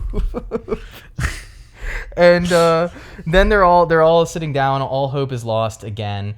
And then out of nowhere, Gort goes, "Well, I guess you can use my timeline." And they're like, "What?" He opens up a fucking door, and there's like the worst like early 2000s CGI, and it's just like this graphic in the door that they like green screened and keyed in. and it's just like a line that has years on it, like 1600, 1700. And so Marnie and Luke hop on the broom and they're like riding the timeline. Dude, it doesn't sound like a real movie when I'm explaining it. They're riding on the timeline on the broom and they're like, oh, we're never going to make it in time. We're still in the 1800s. It's got to be so hard to get to the exact year. It's so unclear. It's just like... Yeah, how... He's like, some wizard left it. Or some wizard lost it. And it just ended up here. Yeah. And Calabar Jr., he basically gets beat just as easily as his dad did. The villains in these movies do not. I was put up always the best pissed. of When I was a fights. kid, I wanted him to win so bad. I was like, no way he's losing this fucking battle. Look at those fucking branches coming out of his back. Whatever those were. Yeah, well, dude, so I had I don't know. The whole movie, I was like, okay, it's called Calabar's Revenge, and this guy's name is Cal, and it's clearly that Alex is clearly not his real father. And so when he said, I'm Calabar's son, I thought it was a diversion. I thought this was like, spoiler alert for anyone who's seen Sky High. Have you seen Sky High, Josh? Oh, yeah. I thought it was going to be like that, where this was just like Calabar. Like, again, like he resurrected himself, because I don't know if you know this. Apparently he died in the first movie. Oh, yeah. I thought they just like incapacitated him. I didn't No, realize they he murdered fucking him. died. And I didn't realize that until I read an article where it goes, despite being named Calabar's Revenge, Calabar's not in the movie. It's actually his son, because Calabar died in the first one. I was like, wait, he fucking died? Well, I mean, didn't Cal die in the second one? Yeah. Which, hold on, can we just like ask ourselves, how did he die from that? She just grabbed the books. Dude, you just lost the books. That's it. Why does that kill you? That whole scene was so boring. That whole scene was so anticlimactic. How does grabbing the books out of his hands kill him? Like, that shit doesn't make any sense. It's a metaphor for what happens when you take away the power of knowledge from the youth. Fuck that. All right, on to Halloweentown 3. Unless you have any more notes. Nah, I'm ready for Halloweentown High. Oh, also, I didn't bring it up because for Halloween 2, 3, and 4, I looked throughout the entire internet. That's not true, but I did spend some time. Couldn't find the budget on Halloween 2, 3, or 4. Could not find the budget on IMDb. Could not find it on Wikipedia. Could not find it on Box Office Mojo. Could only find the budget of the first film. So I have no idea how much money these movies cost to make. Why? Why is it so secretive? I guess with TV movies, it's probably harder to nail down the budget, but I do find it weird that the first one had it very clearly listed and did not. We didn't talk about. I'll bring it up briefly, but Halloweentown 1, the first one, 1998, 83% critic score on Rotten Tomatoes. Now, granted, it is based on 6 reviews. So yeah, when I saw that was wild. Take that with what you will. Basically, guys, that means 6 people saw it, and I think that means 4 or 5 out of the 6 liked it, and 1 did not. But 72% audience rating. And Halloweentown 2 does not have a critic rating, but it boasts a 62% audience rating. So in terms of audiences, the first one is the most beloved, I believe. Kind of crazy that the critic score is higher than the audience for Halloweentown. That's insane. To be fair, Josh, it is 6 people. It is only 6 people. I do not care. How many does it say for audience? Does it say? For the first movie? Yeah. Over 25,000 reviews. Okay, all right. Okay, yeah. So, all right, guys. On to Halloweentown High, the third installment in the Halloweentown franchise, released 3 years after Halloweentown 2 in 2004.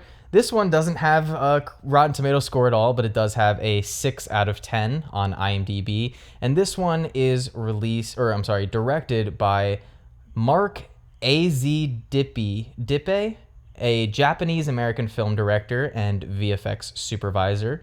who has I don't know, I don't want to say the most storied career out of the 4 directors, but he did direct 1997's Spawn. So if any of you have seen Spawn, that's this guy.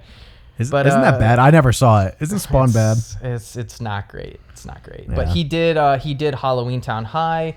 After that, he did Garfield Gets Real, Garfield's Fun Fest, and Garfield's Pet Force.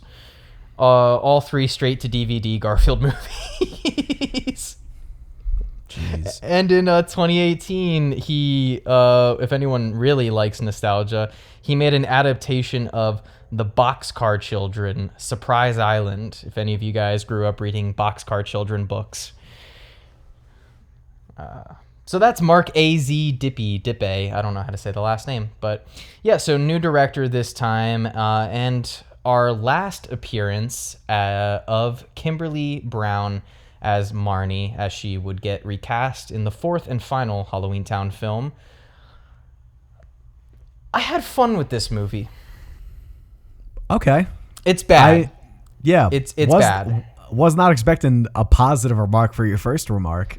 It is bad, and I will say, guys, I'm not an alcoholic. I feel like I bring up drinking every episode. I did have a couple beers while watching Halloweentown High, but at one point, I know I wrote in my notes, this is my favorite one. It is. I did. I wrote this. Whoa. What? Wait, the funniest sequence of notes that I have for Halloweentown High is, wait a minute, this is the same plot as the last movie, followed by, this is my favorite one. Holy shit. Oh, wait, yeah, because it's during the speech when the principal is, like, delivering hate speech towards monsters and, like, witches and shit, and I was like, no, this is actually hilarious. But, yeah, I guess I'll set up the plot for this one, and then we can get right into it, but basically, this takes place a year after the events of the last film. I think it's a year. Maybe it's 2. I don't know. But Marnie is in high school, and she has petitioned the council of Halloweentown to allow some foreign exchange students from Halloweentown to come spend time in her American high school. And for some reason, not only that, but they were able to work out Marnie's grandmother becoming a teacher at Marnie's high school, which makes no fucking sense and is only an excuse for her to flirt with the principal, who looks 20 years younger than her. But yeah, so that's basically the plot of this movie. Oh, I guess the driving force of the plot is that the monsters who are coming to Halloweentown, the high school students, they are worried that these characters known as the Knights of the Iron Dagger, this ancient group of knights who are hell-bent on destroying anything magic related, they're worried that they're still around and that they're going to come for them and yada yada. But we didn't get to talk, or I didn't mention yet, but one of the fun casting choices in this movie is we not only get 1, but we get 2 High School Musical cast members in this film. Yeah, dude, I don't know. I don't remember High School Musical. I know that Ethan was in it. I don't remember the girl. Oh yeah, the girl is Kelsey. See, the pink troll who. Yeah, that's what. All right, Lauren told me that. She said, "Oh, that's the girl from High School Musical." I was like, "Yeah, I don't know High School Musical that well." She's the piano player, the one who Yep, that's what she said. yeah. She's like the nerdy piano player that Sharpay and Ryan treat like shit, and Zac Efron and Vanessa Hudgens are really nice to. So, okay, yeah, I didn't, dude. Because I knew also my entire life I thought that Ethan, his real actor, I thought his name was Lucas Gabriel, and it is not. It's Lucas Grabiel. It's not Gabriel. So that was a revelation in and of itself. But I'd always remembered, because growing up, I always knew that, yeah, like, oh, Ethan from High School Musical is in the third Halloweentown movie, and I guess this movie came out the same year as the first High School Musical, or maybe it came out a year before. When did High School Musical? Okay, Halloweentown High was 2004. 2006. When was oh, so this was 2 years before he became a megastar. Okay. This came, High School Musical came out the same year as Return. Return, yeah. I think that's what I was confusing with. Yeah, so obviously you said that you felt like the first two films were more charming and were more likable than the latter two, and I know where you're gonna go with the fourth one, but so what is it about this one that you don't particularly like? I just think the flaws are bigger, so I still can enjoy this one. Yeah. You know, this one isn't like a terrible time, but I mean, let me just look through some of my notes here, because I just think, I don't know, man, the whole plotting of this just doesn't make sense to me. First off, the council. Now, all right, so the members of the council are convinced that knights are still around 1,000 years later. Yeah. Now, I mean, first off, that just doesn't make sense to start the movie off. Why? Like, I get the head of the council, I get that, but they're not idiots. Like, Aggie has been in the real world. She knows Leonardo da Vinci. She knows Shakespeare. She's been around every century. So like, that just doesn't make sense. And it's such a cheesy, but like not like a charming cheesy. It's just like a cheesy, lazy. Doesn't make sense plotting. The knight just kind of like prancing along, following the kids. A knight just like at the mall or just in the school in actual knight's armor. It's just goofy. It's just fucking silly. Every time they cut to the night suit, and then it zooms in and you see his eyes moving around. Yeah, and every time you see that he's there, it just goes on his hand, just like doing a little tap of the finger. Like, it's so good. It's very, you know what it is? It's very giallo-esque. It's very Italian 70s horrors. And also, who does it turn out to be in that night suit? The principal. Right. Dude. I mean, why not get him in there then? When you have the shot of his face, why not just put him in there? The worst, I listen, this is not the podcast where we talk about race, but the principal is black. And every time they show the person inside the night suit, it is clearly a white person. Yeah, but like I was actually confused because I thought that was the dad. I thought it was the dad in the night suit. I don't know. Maybe I was just... Ethan's dad? Yeah. Yeah, okay. So we didn't say that yet, guys. One of the foreign exchange students that comes to live with Marnie and go to Halloween or go to her school. Hold on. Why is this movie called Halloweentown High when they go to a school in the human world? That was my biggest issue with this movie, is why is it called Halloweentown High, and why isn't the premise sending Marnie to high school in Halloweentown?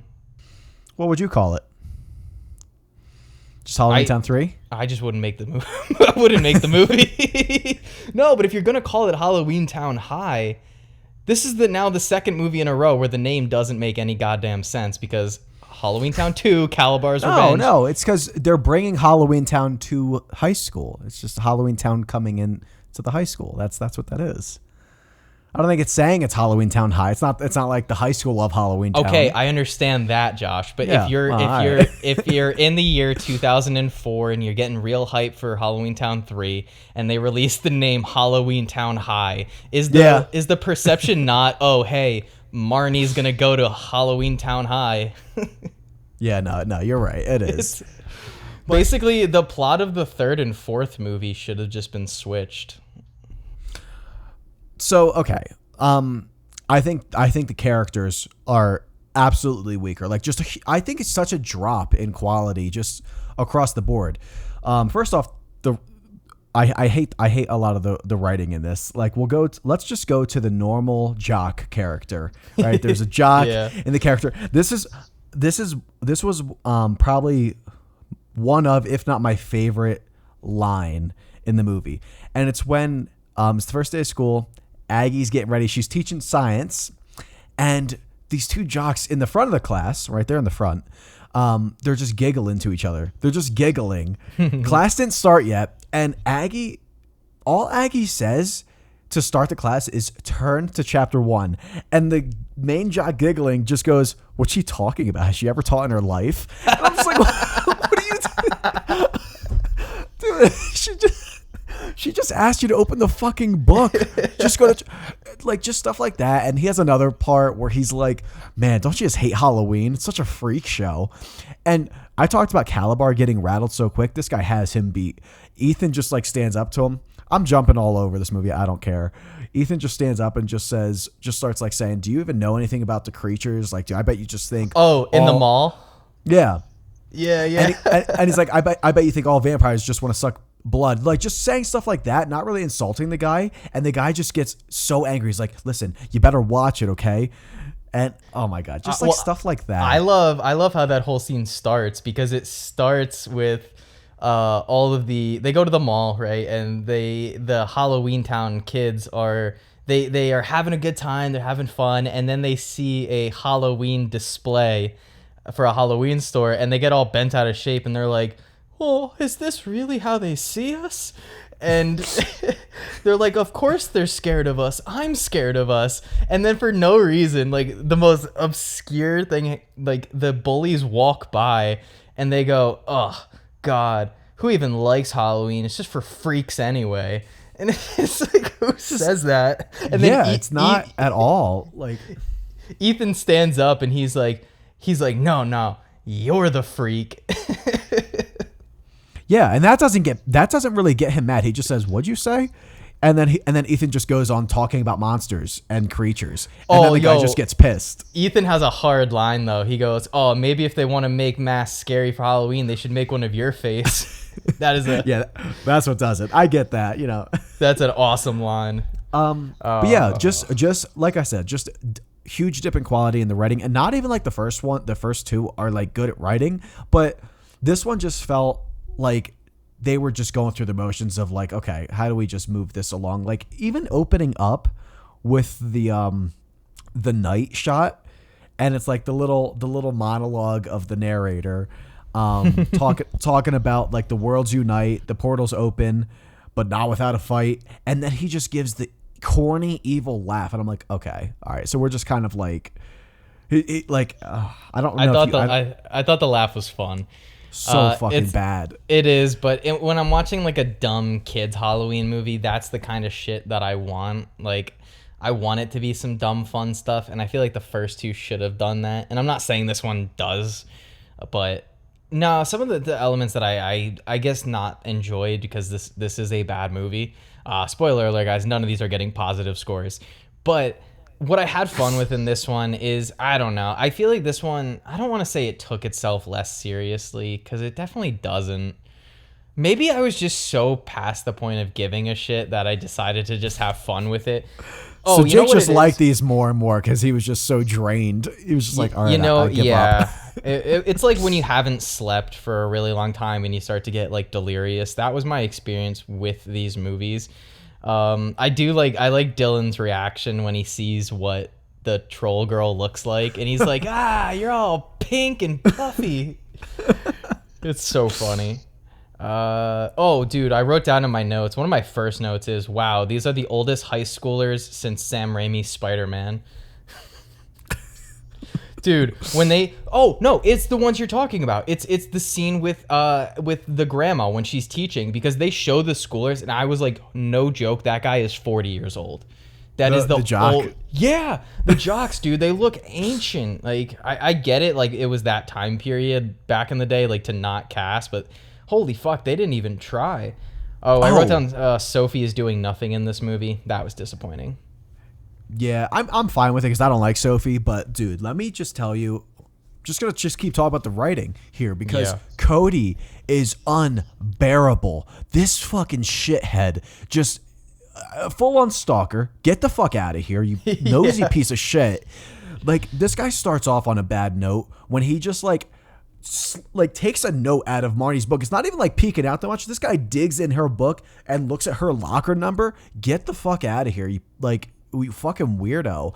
He's so awkward and he's so bad. I don't think okay, I'm not going to disagree with you completely. I don't think the note thing is that bad because it's that just starts.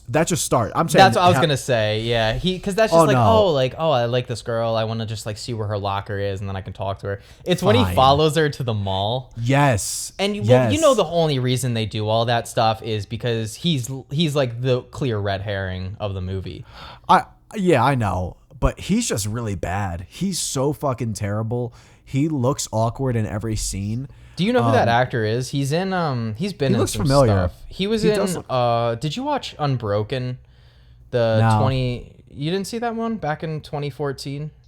No, is that the war one or kind of? Yeah, that's the war film. It was okay. Jolie, right? The Angelina Jolie one, yeah. It's a better story than it was a movie, but when his plane goes down, like how they get captured and everything, the three soldiers, one of them is the boyfriend in the movie. I think his name's like Finn Whitlock in real life, or Whitrock. Finn Whitrock. Okay, fuck, that is I don't swing that way, but that is a conventionally attractive man. That is a this guy's got like the biggest career of the bunch. Yeah, no, he does. That's why like when I saw him show up, I was like, oh, he's actually like been in stuff. He was in Deepwater. He's in La La Land? Yeah, he is. Oh, and he's in The Big Short. I remember him in The Big Short. Him and the one guy are the dudes who stumble upon the whole bubble bursting packet. Like they just find it in a bathroom or something. Okay, yeah. And dude, it's so funny. Who is this? Going down the Finn Whitlock. I'm trying to look at him in. I really don't remember him in La La Land. I don't think he was a big part. No, he wasn't. But shit, I mean, yeah, he's got some movies under his belt. Good for him. Well, he sucked in this. So I don't think he was bad. I mean, like, do you really blame any of the performances in any of these movies? Like, they are just like given nothing to work with. Yeah, I know. But Marnie, like, I don't really like her, but she does what she can with it. It doesn't look like this guy's really doing what he can with it. I do like Kimberly J. Brown in all three of her Halloweentown movies. I think even as a kid, she is doing a good job. I think she gets a little better. Maybe 2 and 3 are kind of like on the same level, but like I think she's better than Cody. Like she actually looks like she's trying. He does not. He just looks like I don't know.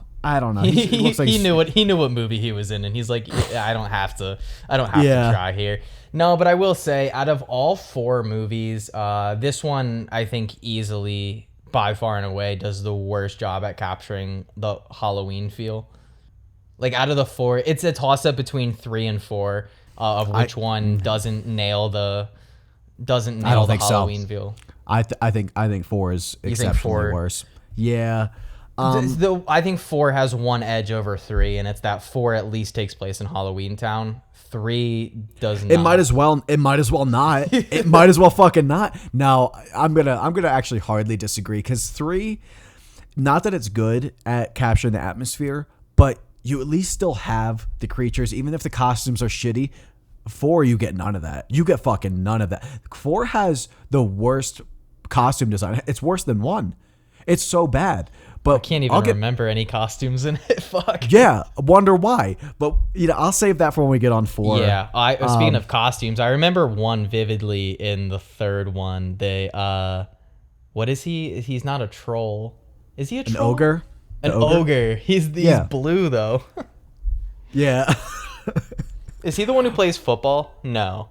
No, that's the wolf. The wolf plays football, which I actually, that's the one sequence in the movie that I do kind of enjoy. I'm not always the biggest montage guy, but I love when I do like that scene when Marnie is like, oh, we didn't mention in this movie, but part of it is Marnie bets the Cromwell magic that the Halloweentown students going to a normal high school will be a success and will show that humans are compassionate and aren't hateful creatures. She bets like her family's magic on that, and so that adds. I think I also, not that I ever for 1 second, it's a kids movie. You expect everything to work out just fine, wrapped in a nice, neat bow, but on the level of just setting up a story, I think this has a unique setup. I don't love the location. Again, I would much rather have had this set in like Halloweentown High School, but I know for a fact they just did not have the budget to do that many, and clearly, like you said, you see that in the fourth one. They don't have enough budget to do that, but I like the setup. I think, I don't know, maybe it's just because I think Knights of the Iron Dagger is a pretty cool name. They don't go anywhere with it really, because like when they set that up, you're expecting like, oh, there's actually going to be a bunch of knights, and that could be cool, but it's really just the principal, and you find out that the principal didn't even know he was a descendant of the Knights of the Iron Dagger until Ethan's dad told him, which I don't think, but we can get into that now, but you find out that Ethan's dad, who is one of the Halloweentown High, not Halloweentown High, but one of the Halloweentown council members, in fact, the only one who is supportive of Marnie at the beginning of the film, is actually, he plans to betray them, and he wants to steal the Cromwell magic, and also wants the human world and the Halloweentown world to be completely separate. So it's kind of the opposite, I guess, the opposite goal of what Calabar had. Calabar and his son wanted to sort of take over Halloweentown, or not take over Halloweentown, but take over the real world and stop hiding in Halloweentown, whereas this time around, our main villain, he just wants Halloweentown and the real world to be separate. Doesn't want humans and magical people interacting at all. I don't know. It's kind of okay, this isn't the best. This isn't my favorite one. No, this one's bad. I don't know why I was having fun with it towards the end. I'm genuinely like, I watched this 2 days ago. Whoa, two girls holding. Oh, I wrote that in my notes. There's a scene where two girls are holding hands. That's pretty progressive for 2000. Yeah, I caught that. I was like, wow, Disney in 2004. Also, Dylan's Halloween costume is the same costume that Marnie had in the last movie. It's the cowboy costume with like the cow pants. It's the same costume. Looking through my notes, I do love that big speech when the principal is like he's like gathering a hate mob against Marnie and her grandmother, and is like, see what they've done, it's us or them. it's so bad. Can we talk about like okay, do high schools have cameras like outside of the building? In 2004, probably not. Do they have security? Do they have anything? Because I mean, let's say maybe they like didn't. one security guard. I don't know. Let's say they didn't. This fucking guy's an artist and has like the most stealth, I guess. He draws that big ass dagger on the high school sidewalk. I mean, it takes up like 50 feet. This shit is massive. It's detailed. Wait, wasn't that just magic? No, it couldn't have been magic. He's not magic.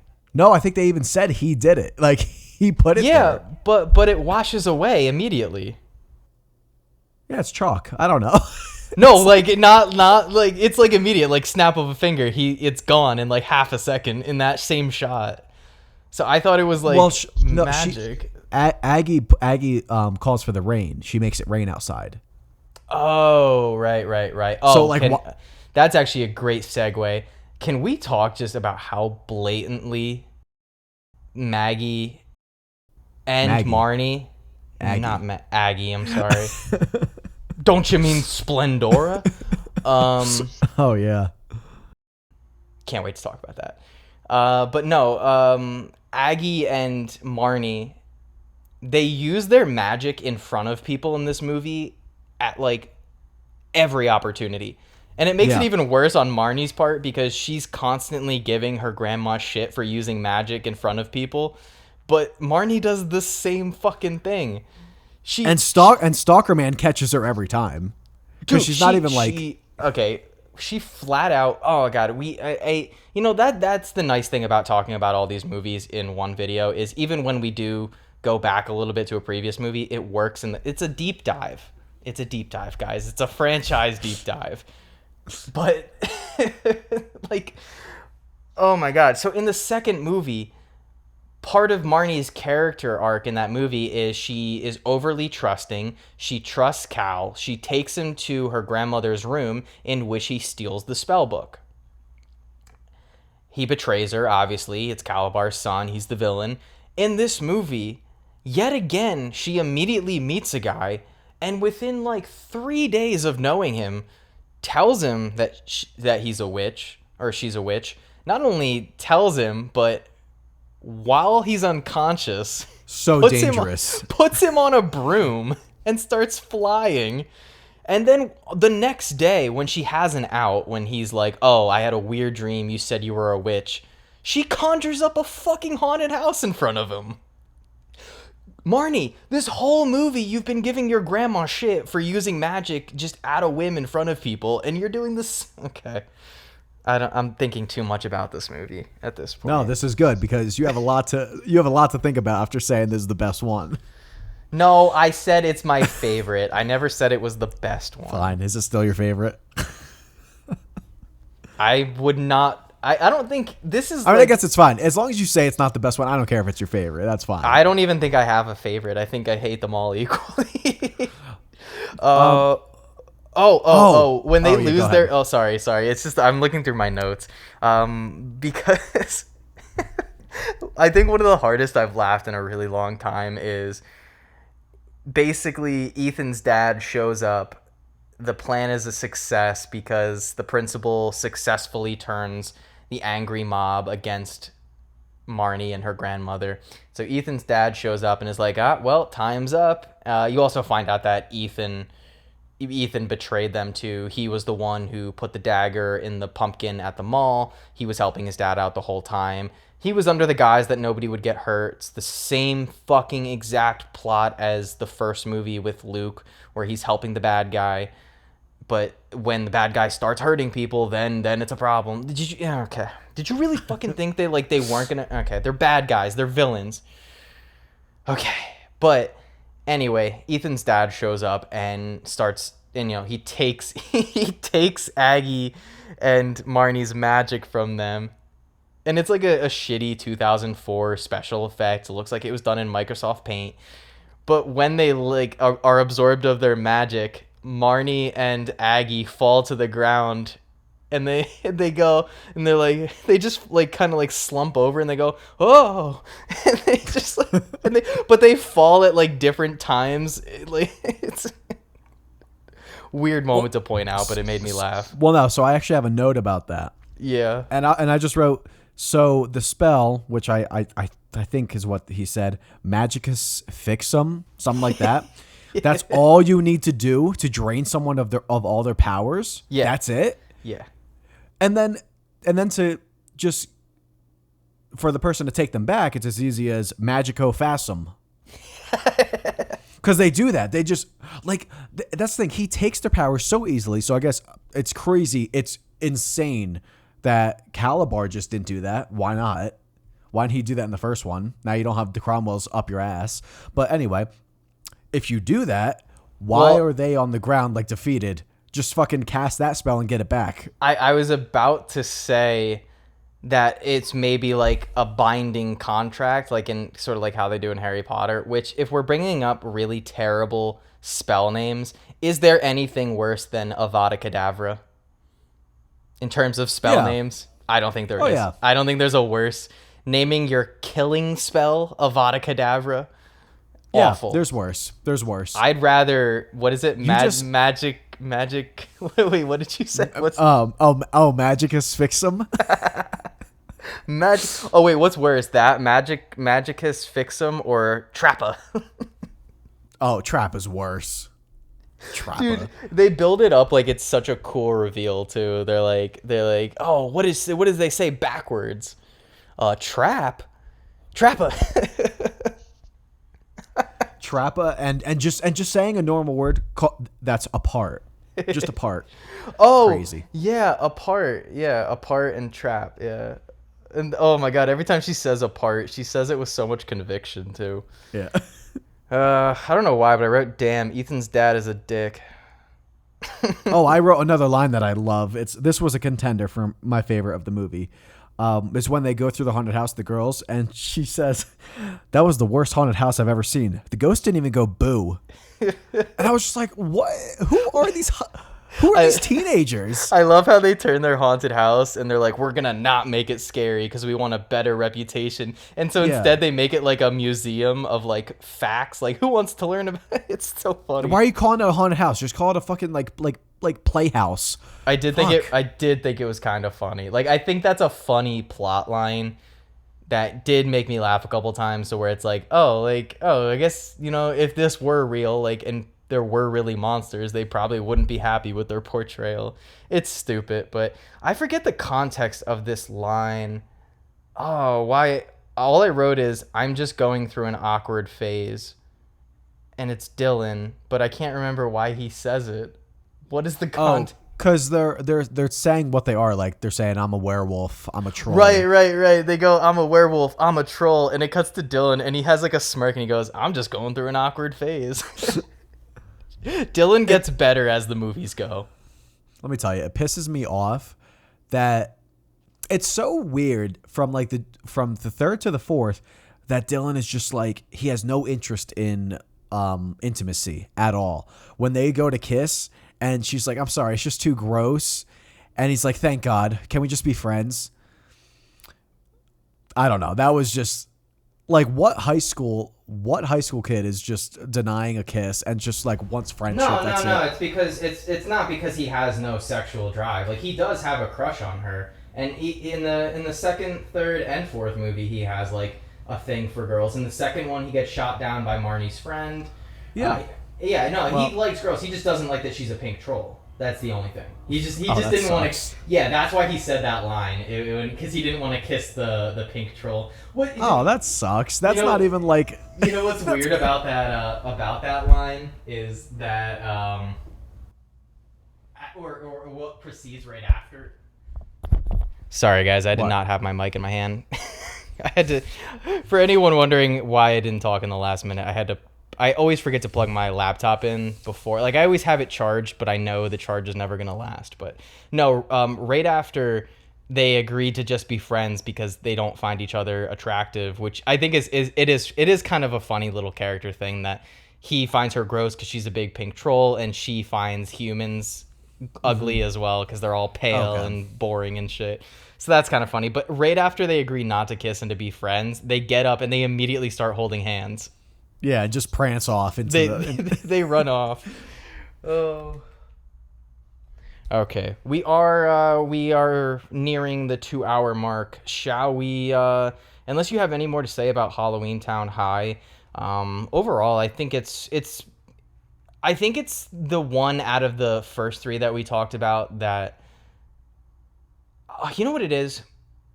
And I think I wrote it somewhere in my notes. The first hour of this movie, first 50 minutes to an hour, I just don't like. I don't enjoy. It's just not a good. I mean, none of them are good, but I wasn't having fun with it. And the last like 20 to 25 minutes, and it's something we haven't talked about yet, but all 4 of these movies are under 90 minutes long. I think the longest one is the last one. It's like an hour and 25. They're all like hour 20, hour 25. So the last act of this movie, I do find the most fun. It was the only one of the 3 in like terms of finales, like climactic fights, that I enjoyed. Like, the first 2, I was so underwhelmed with Calabar and his son and how easy they went out. With this one, I did kind of, and I will say, it's not good, it's not clever, and maybe I'm just stupid, but I totally forgot where the mom went. Like, I totally forgot that the mom left the story to go do something. And so when they reveal that she went to the council to spy on, like, that was the whole thing, is like that's how they catch Ethan's dad as the traitor is. And it caught me off guard. And when they pull that reveal, I was like, not gonna lie, I totally forgot about the mom. So they did. That was at least kind of fun. and interesting. Whereas the first two movies, the villains just go out like complete bitches. So, I don't know. And they seem like the most powerful. Like, not. Yeah. I don't know. I also do. I do like the sequence where. Oh wait, no, I'm thinking of the second movie. God damn it. Never mind. They're all blending together at this point. I was about to say I like the scene when all of the people wearing the Halloween costumes turn into monsters, but that's the second movie. Yeah, it's the best one. It is. Two is the best narrative. 3 is maybe the dumbest, but it's kind of fun. No, 3's not the dumbest. Let's go to the dumbest. Let's go to Return to Halloweentown. All right, guys. Well, yeah. So no more thoughts on Halloweentown High. Nah. Okay. So moving on, guys, to the fourth and final film in the Halloweentown quadrilogy is Return to Halloweentown, released in 2006, like we mentioned earlier. And pretty much all of the same cast returns, except for, obviously, the big one, Kimberly J. Brown, who had played Marnie Piper / Marnie Cromwell in the first 3 Halloweentown movies. The main character was not brought back for the fourth and final film, Return to Halloweentown. And like I mentioned on this podcast already, I have done a fair amount of research trying to figure out why she was not in the movie, because they do bring back Debbie Reynolds as Aggie Cromwell. They bring back the mother. They bring back the actor who plays Dylan. They even bring back Lucas Grabeel, whatever his last name is. They bring him back as Ethan. So they bring back a lot of the cast, but for some reason Kimberly J. Brown is not brought back. I have read stories where it says that she wanted too much money and Disney did not want to pay her that much money, which she has denied. I have read stories where it says that there was scheduling conflicts between Kimberly J. Brown and Halloweentown 4. That also is apparently not true, because apparently she was not doing anything at that time. So all around... Yeah, she just said she never got a call from Disney, too. I don't know. Yeah. So that's crazy. Like, this is one of the most baffling decisions, and it's not because I'm like, oh, she was like the linchpin that held these movies together. They can't work without her. I don't care who is cast as Marnie Piper in Halloweentown 4. I'm just baffled that there's not seemingly a reason behind it. If it was just as simple as, oh, she wanted too much money, we decided to go in a different direction, okay. But that doesn't seem to be the case.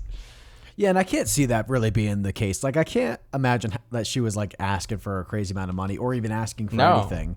But she seems like a really sweet person. Yeah, but it's crazy to me to fill the shoes with Sarah Paxton. Holy shit, you want to talk about a dip in quality. Like, I didn't think Kimberly J. Brown was that great in these movies. This girl makes her look really good. Mm-hmm. I don't know. Maybe because I just like her more. It's not really, like, but I thought she was terrible in this role. She just, like, and I get it. You're stepping into a fourth film. That's probably not easy, but I don't know. I thought she was terrible. I don't think she was terrible. I'm not like the biggest Sarah Paxton fan or anything, but what I found in this movie is, especially comparing her to Kimberly J. Brown, is I always felt like in the first 3, Kimberly J. Brown's version of Marnie always had like a little bit of edge to her. And maybe that's because when we see her in the first 3 films, the character is a teenager throughout all 3 films, and obviously in the first one she has the beef with her mom, and the third one she has the beef with her grandma, and so like they give her that kind of angst and that edge, but it always felt like there was something a little snappier to her, a little bit more, I don't want to say dark, because dark isn't the word. I guess just edge is what I go with. She just had more rebellion to her, like just somewhat. Yes, you know? Rebellious nature to her. Whereas Sarah Paxton in this just feels way too goody two shoes, good, clean. She feels cut too girl. Disney. She just feels too Disney. Exactly. She does feel too Disney, and it's like the way that Josh said, like, Kimberly's version was more rebellious. It's rebellious in a Disney way. Like it's right. It's, oh, I snuck out. My mom won't let me do witch stuff, and that sort of stuff. It's not anything like, it's not crazy rebellious, but there was that sense of rebel to her, and there was, again, that edge. And with Sarah Paxton, you just kind of get this really watered down, Disneyfied version of the character, like you said. And I don't know. Was like there was some quippiness to Kimberly J. Brown. Like, she had some sarcasm to her that was kind of like, yeah. You know, it like lightened up the mood a little bit. This one just feels. They try to give sarcasm to Sarah Paxton, and it doesn't work. No, it doesn't. It doesn't land the same way. But as a whole, so obviously you are not fond of this movie at all, and I don't think I hate this one as much as you do, because I don't think this is bad. But something that 2, 3, and 4 all have above 1 is they look better, just from a shot perspective. Yeah. But, yeah. Okay. So what? No. I saw some smooth camera work in this one. Like, it looks fine. Yeah. But overall, like, forget camera work. I think it looks like shit. Like I said earlier, like when we were talking about 3, I think the costume design is at its worst in the 4th one, which is crazy because you're 8 years ahead. Mm-hmm. Like, first off, hardly anyone. It's just lazy. I get the plot of this one is that Marty and Dylan Marty gets a scholarship to go to which university? A college in Halloweentown. Mm-hmm. Dylan is accompanying her, also going to the same school, forced by his mother. We'll go into that. That's insane. Yeah. And kind of like the first one, they go to Halloweentown and discover a plot, a mystery, and kind of uncovering that. There's, without giving like too much away, I guess there's this mysterious box, I guess, that has her last name on it. The faculty seem kind of like attracted to it, so it's pretty well. It's obvious from like the first 20 minutes, right? I think they kind of let you know who the villain is in like 2, 3, and 4. Well, I think in all 4 movies, the villain is very obvious from the second you meet them. But like the second one, they tell you, like when Calabar said, like he after he steals the book. Well, actually, no. In the gray scene, he's like, that's like the first like 20 minutes, I think. The first one's kind of more of a reveal. The third one, I guess they hold off, but they give you that principal red herring thing where it's like you feel like it's him in the beginning. This one, they kind of do the same thing, but they're after this box which holds this this amulet, I guess. Yeah, that was from her family. Basically, it's the ability to control like everyone. Yeah. So that's pretty much the plot. And I guess are they affiliated with Ethan's dad? They were, right? I don't think so. He wasn't part of the Dominion. They talk about the Dominion, I don't think he was part of the Dominion. Oh, I just think okay. he was like an extremist. He just wanted to keep Halloweentown and he wanted to keep Halloweentown and the human world separate. I think that was his whole thing. Okay. Well, so yeah, that's the main plot is she goes to college and tries to, defeat the evil within there. So, I mean, let's talk about, first off, I guess they don't tell you till halfway in the movie, but Dylan skips a grade, which is how he catches up to be able to go to college the same year as Marty, because he's the younger brother. They're starting freshman year together. So that was confusing to me at first. But immediately I asked myself, why is Dylan going to a university in Halloweentown? This guy has wanted nothing to do with Halloweentown from the moment we met him. This guy would definitely want to go to school in the human world. But then you find out the mom forces him to go. That's the only way she'll let Marty go. So can't tell if Dylan's happy about this or not. I don't know. He just seems to go along with it, which is weird. Honestly, I never can get a read on Dylan in this movie. Like, he doesn't seem like he wants to be there, but he also doesn't seem like he doesn't want to be there. And I guess because a large part of this movie is... No, you were absolutely right that in none of these movies, or I guess in this one specifically, they don't really like hold off who the... Actually, I don't know though, because there's... No, actually, no. I just thought now the fucking I don't know if he's like the dean or the head of the school. His last name is Sinister. His last Yeah, because because his daughters. That's what made me think of it. He has 3 daughters, who the Sinister sisters. Fucking Sinister sisters. Not to mention one of the. Oh yeah, no, go ahead. I was just gonna say they manipulate Dylan the entire movie. Yeah. Like he has a crush on the main one, Sapphire. No, he likes Scarlet. The other one is Sage and Sapphire. Scarlet. Yeah. Scarlet, Sage, Sapphire, Sinister. Like, can I say though the father? What I don't know his real name. Is it Steven Sinister? Oh, their dad. I don't remember. What's the bad guy? Silas. Silas Sinister. That's a good name. Silas Sinister is a cool name. No, maybe Silas. I like that actor. Maybe Silas, not Sinister. That is so fucking lazy and on the nose. Like, come on, man. Oh, you're not a comic book guy. There's a comic book villain named Mr. Sinister. Okay, well, whatever. I don't know. No, the actor. Let me get his name right. Keone Young. He was awesome in this movie. Every scene he's in, he's delivering it like it's like the final dramatic moment of a Shakespeare play, and he has this like deep guttural voice. So he talks like this every time his girls walk in. He's like, "Hello, girls. I am gonna rule Halloweentown," and every time he delivers a line, he's just giving it like 110%. And you know who else is great? The guy who I thought was Roddy McDowall and was not Roddy. Fucking Ichabod or Ichabod? Ichabod. Is that the tall graying hair teacher? The one who yeah. I thought it was Roddy McDowall. Turns out Roddy McDowall died like 10 years before this movie came out. What, really? Dude, Roddy McDowall died in like the 90s, I think. Am I thinking? No. Am I thinking? Wait, he was in Am I thinking of? No, yeah. Wait, Roddy McDowall. Yeah, Roddy McDowall from Planet of the Apes. Oh, I'm sorry. I'm thinking of Malcolm. Malcolm McDowell. Oh yeah. No, yeah. Malcolm McDowell is alive. No, Roddy McDowall from Planet of the Apes. The only reason I thought it was him was because he looks the exact same as the actor in this movie. He looks the exact same as Roddy McDowall does in. Have you ever seen the original Fright Night? Yeah. He looks like him in that movie where he's got like the grayish hair. Oh yeah. So I thought it was him. But like him too. His name's fucking Ichabod. Like, that's already hilarious. Ichabod. Ichabod Grog. Yeah. Well, the interesting thing about this movie, I feel like, is in the first 3 films, you are always given a red herring, and in this movie, there are no red herrings because every person who could be a red herring is actually just a villain. Because you meet the Sinister Sisters, who are ultimately the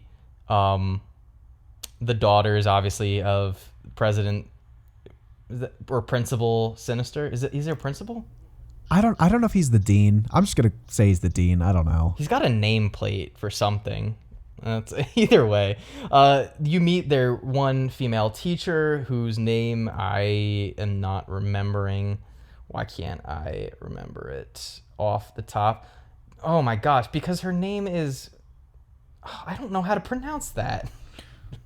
What, in the movie, or her real name? Well, her real name is Leslie Wing. I know how to say that. I don't know how to say whatever her fictional character name is. I'm trying to find it. Oh my gosh. This shows how prepared we were for this episode. Or how much I didn't give a shit about her. I don't know. Yeah, all right. So you meet, like I said, you meet Sinister, who is a villain. You meet Dr. Ichabod Grog, who is revealed to also be one of the villains. You also meet... Why the fuck can I not find this character's name anywhere in the wiki? Yeah, that's what I'm trying to look. I'm trying to look through here. She's like a main character too. She is like one of the... Okay. Yeah, she's also kind of... Here we go. Oh, you got it? Dr. Luxana Goodwin. Luxana?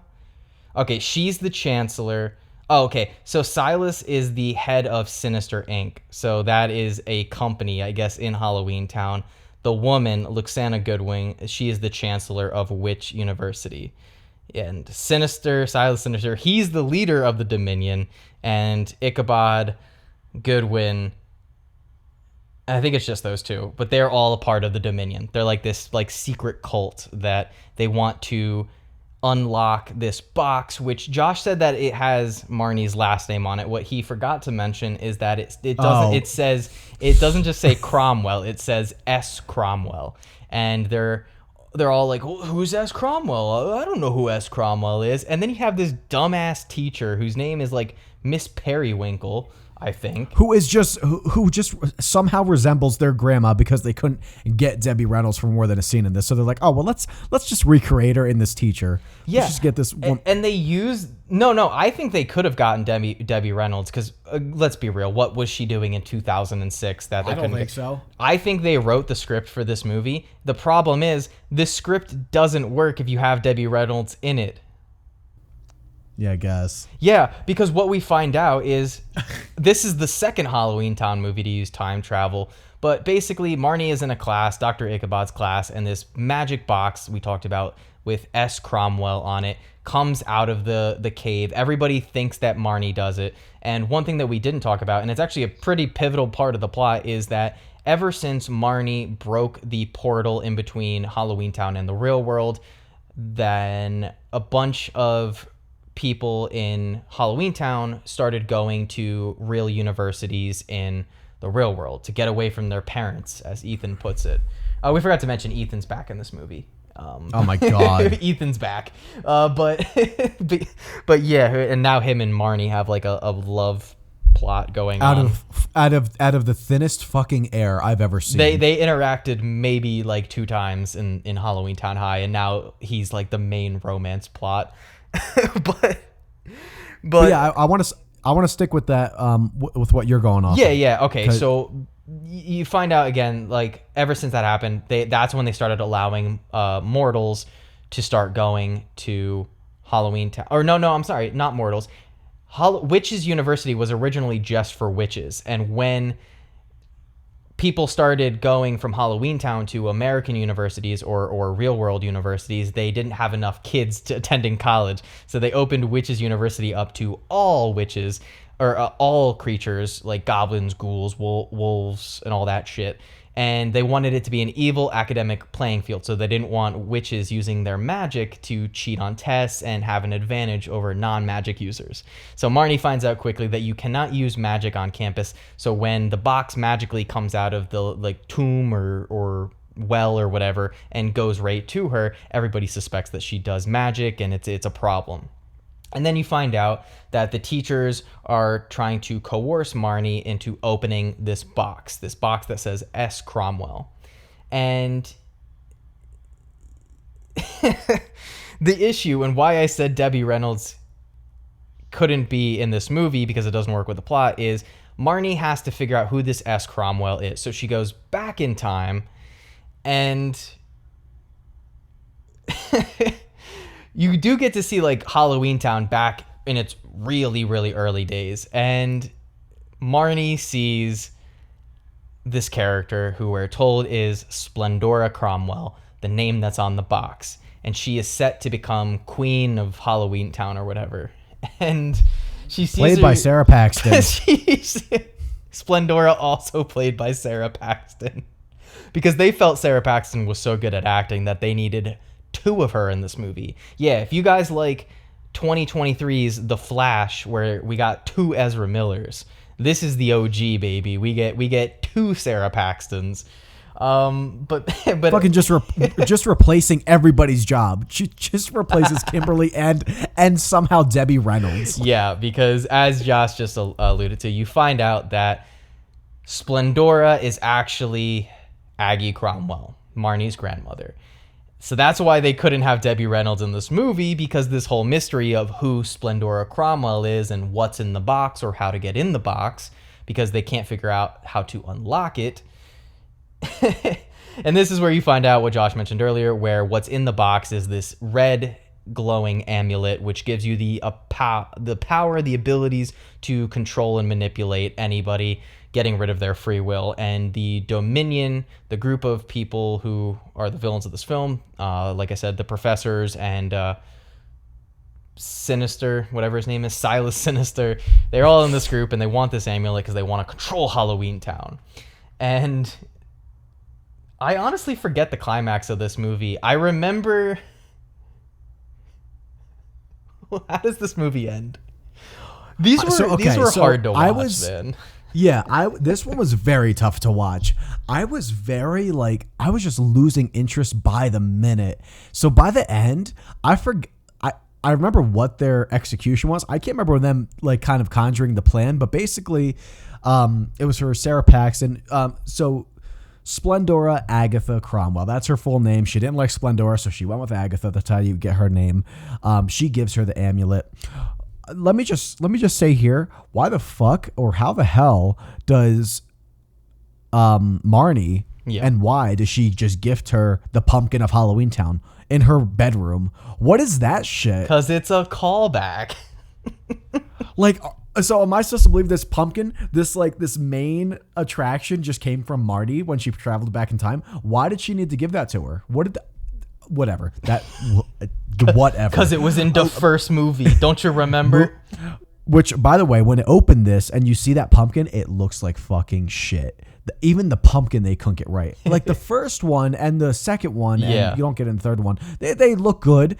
This one, it just looks like a bright orange, like plastic big pumpkin. But, okay. So they conjure up the plan with her friend and mom to, I guess, play along with her giving herself to the power. When she puts it on, they like treat her like the queen. Yeah. And she's like commanding different spells, and then I guess she says now, what's her friend's name? The genie girl. Anissa, yeah. So she just says now, and she pulls out her lamp and it just like delivers this purple smoke that now this is all happening in the span of like 30 seconds. It's taking forever to destroy this amulet, and everybody next to Marnie, the faculty, is watching this happen. They they just stand there and watch it happen. This fucking crew, the Sinister crew, just can't stop it, and they destroy the amulet, or they make it go away. What are we, some sort of Sinister Squad? Oh God, I remember that shit sucked. Yeah, no, that's the problem with all four of these movies, Josh, is every time the villains are confronted, the second their plan goes south, they just fucking stand there. Yeah, they don't know how to fucking like rise above fucking complications. They do not face adversary well at all. The worst part about this one though is in all the other ones, they're alone. Like it's just Calabar, it's just Calabar's son, it's just Ethan's dad. Like even Ethan's dad in the third one, he had the principal help him out. But then even at the end, the principal like turns on him. So, but in this one, there really is three villains. You have Goodwin, Ichabod, and Sinister. And again, they're all just standing next to Marnie. All three of them have magic, and they just stand there. They just let it happen. Yeah, it's so bad. Like Josh said, the amulet goes into the genie and then it just explodes, I guess. And you're led to believe that the amulet, because it is a ridiculously powerful item, obviously in a world full of magic users, an item like that being able to just control anybody at any point is super crazy. So the idea of destroying it is cool and it makes sense. And then you find out that they don't destroy it and they just gifts it. She gifts it to Dylan. She gave it to Dylan. Why? A character who's done nothing this entire movie. Does nothing. But let me tell you something about Dylan. Let's circle back to like throughout the movie, other real big problems I had with it that just bothered me. But first off, Dylan is insanely powerful. This guy just like sped. He only uses magic for speed reading, and that's how he was able to skip a grade. That's how they tell you. It's so funny. This guy knows that knowledge is power. He, in the scene, he does his little thing to like understand the mystery behind this box, something Marnie apparently couldn't like figure out to do or can't do. Yeah. Only he has the power to like just speed read through 1,000 books and understand everything. This guy is unstoppable. Why does no one know how to do this? Like, all these books are flying around the room and he's just like looking at all of them and just is retaining all this knowledge from those books. It's crazy. I just, and then he just knows everything. I just love, as a character trait, the only thing that he does use magic for is like the nerdiest thing ever. He's like, oh, I gotta read all these books, and but it's great. He's gonna be like the smartest guy of all time. I did kind of like that scene though, because just like books just start flying everywhere and like surrounding him, and you also see like words floating in the air too. Yeah. It's just a cool, wild effect. Okay, so what you were saying about like, all right, Marnie is the reason for all this integration in the schools, which is why they have to stop magic. So that's a big thing in the schools, that you can't use magic, not to do homework, not to do anything. The Sinister Sisters use their magic, of course, when no one's looking. So apparently it's the easiest thing to do as long as you don't get caught. Now, okay, in class, they're writing their papers, and Scarlett's writing hers. She's having magic just work the pen. I can't like apparently you can't just be more subtle and just make words appear. You have to have the pen write it. And I get Ichabod is teaching the class. He's fine with it even if he sees it. But it's shown that teachers can proofread schoolwork. They can like see if a hex was put on it or any magic was put on it. Yeah. This is a very easy thing to prevent. So how is like, I don't know. How is this girl getting away with it from other teachers? And well, it's because every fucking teacher is part of the goddamn Dominion, I guess. I guess, but like, and also if you have a school, why not just cast a spell around the grounds in the school that forbid magic? And if you use a spell, I don't know, someone's notified or something. Yeah. It's just not thought out. It's just, again, it's very lazy. But I guess the worst scene, and some might say the best scene in this movie, is the what the hell is it? Is it Jesse McCartney song playing on their date night fly through the night sky? I loved that scene. Yeah, it's like everybody's favorite, but it is the worst thing in this whole series. That's when that happened. I was like, okay. Fine. Well, you know what's weird is, and I was just actually about to bring it up, is this movie felt the most dated out of the four solely because it included the most references from that time period. And I'm not sure if you caught it, but there's a couple weird things. Well, like that Jesse McCartney song, because that's when he was big. And first off, that sequence is so funny when they're flying around. It's Marnie takes Ethan on a little nighttime fly, and they're just like laughing and giggling as the song plays, and she goes, "Oh, look over there," and just points, but they don't show you what they were looking at. Oh my god! It's the worst green screened view of the university in the background. It's epic. If you guys, it looks worse than if you've ever been to Disney and you've been on the Soarin' ride. It looks worse than that. It doesn't look as bad as the flying scenes in the first movie, but it pretty damn close. So, but no, one of the first references in the movie is a reference to Sam Raimi's Spider-Man movie. Oh yeah. She goes, with all that power comes responsibility, and Marnie flat out goes, "Oh, you got that from Spider-Man." And then this is an even weirder reference, but they make a G-Unit joke. Yeah. Like the rap group G-Unit. What the fuck? In a kid's Halloween movie. Why are you referencing G-Unit? But yeah, like those two things on top of I'm looking at my notes. I wrote Dylan is the OG simp. Oh my god, yeah, that shit was insane. Dylan is funny because in the first movie, he's just this like condescending, I know everything better than everybody, mama's boy, kiss ass type character. And then in the later films, he's just like a full-on dweeb with like the littlest amount of self-confidence you can possibly imagine. Like I think in the second one, when he's like, Mom, go to the dance. And she's like, well, what about you? Aren't you going to go? And he's like, she rattles off like 3 names of different girls that he asked. And he's like, said no, has a boyfriend, laughed really hard. And like, I never feel bad for that twerp, but I wrote very few notes in this movie. My last note is I feel like the Splendora reveal kind of sucks. Yeah, it all sucks. Because, well, it's like, I brought up that Professor Periwinkle character, and she brings it up because she's like, oh, I knew Splendora. And she's like, oh, I would only, I can't reveal Splendora's name. You'll just have to learn that yourself. And it's like, what the fuck do you mean? There's like an evil group of people trying to take over the entire Halloweentown world, and you're just playing fucking games? Like, what? Yeah.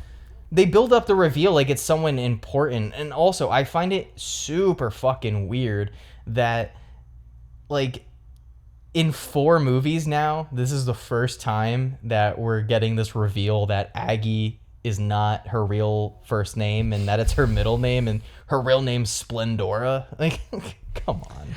So, okay, let me just go to something I don't understand. And I kind of wanted to wait for this film. And Periwinkle kind of says it again, which made me think back to the third film. When Marnie goes back in time, she sees young Periwinkle. And she calls her professor and she tells her about like her future. She says, you're a professor, you teach Shakespeare. And she's like, who? And Marnie's like, oh yeah, he wasn't born yet. Okay. So first off, I get these people are living for like 1,000 years. Yeah. I get it. But how, and I really want to go back to grandma. How does grandma know every fucking staple historical figure of all time? Like, where you live in Halloweentown, you always lived in Halloweentown. How are you interacting with Leonardo da Vinci, Shakespeare? Oh, he wanted me in one of his plays. Get the fuck out of here. I'm pretty sure you just hoed around like your whole life. It sounds like you're just like kind of hinting at like you had these flings with these like important figures. Was Granny Cronwell kind of a slut? I don't want to slut shame, but hey. No, I think she was. And hey, you know what?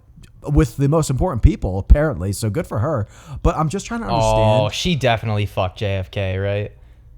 Yeah. Yeah. Yeah. Yeah. But so I guess Aggie would visit the mortar world to like, I don't know. But like, what the hell is that? That's a huge plot hole for me. I think that doesn't make any sense. Well, one thing that I do have a big question about, I'll ask it in a second because I don't think they ever explain it. But I thought they explained that the portal between the human world and Halloweentown, that whole thing where it was only accessible during Halloween, I thought that was put into place later. Like, it wasn't always a thing, but I could be wrong about the Halloweentown lore.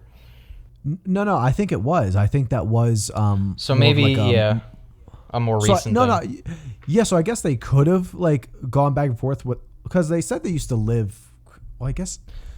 I don't know when. I don't know when they were separated. It's unclear, but she still lived there. Like Gwen grew up in Halloweentown, which I have to believe, because like obviously years work differently. So Gwen grew up for like 18 years of her life, right? That's what I was just about to ask. Is how old is Gwen? Yeah, she's like fucking 500. I don't know. Because they never explain her age, and like if maybe we're led to believe that she, but no, we are told that Halloweentown time works very differently than real world time. Like because in the first film it's set up that way, where I think they only have 2 hours until midnight, but 2 hours in Halloweentown could be, or no, 2 hours in real world time could be 2 days in Halloweentown. Well, so Grandma actually says 2 hours here could be 2 days here, or I think she says 2 weeks or 2 months. Well, I think she says the second part is a joke, because she says it could be 2 days or even 2 weeks if we're on vacation. So okay. I don't know if that was just like a joke. But even still, every hour is a day. Yeah. So, okay. I don't feel like doing the math right now, but like, yeah, Gwen's at least like 300 years old. No, yeah, they never say when she left Halloweentown and lived in the mortal world and for how long she's been there. I guess at the very least she's been around. She's been in the mortal world for, at this point, I don't know, however old Marnie is in the film. So 18, 19. And how are they not like? I don't know. Wouldn't the grandma look a little younger? Wouldn't they actually be older than the grandma then? I don't think they put a lot of time and effort into planning this. I don't think it's like Lord of the Rings where they really hammered out the lore of this world. Yeah. I think they were just kind of making it up as they go. Which is why I feel like in this movie, the whole no magic in college thing, I think that was only implemented. I think that was only put into place because they were like, oh, we got to have like what Marnie did in the last movie have some consequences. And her breaking that portal, it changes everything. And I don't know. But one question I did have is, why the fuck does this movie feel the need to give Gwen a subplot where she's a realtor? Oh, that's what I forgot to talk about. That. Oh, yeah. And she became a realtor overnight, pretty much. Yeah, and she also is like similar to her daughter and her mother, I guess, is like doing magic. Like she fully changes the layout of that house in front of those people while they're just right in behind the their back. house. Yeah.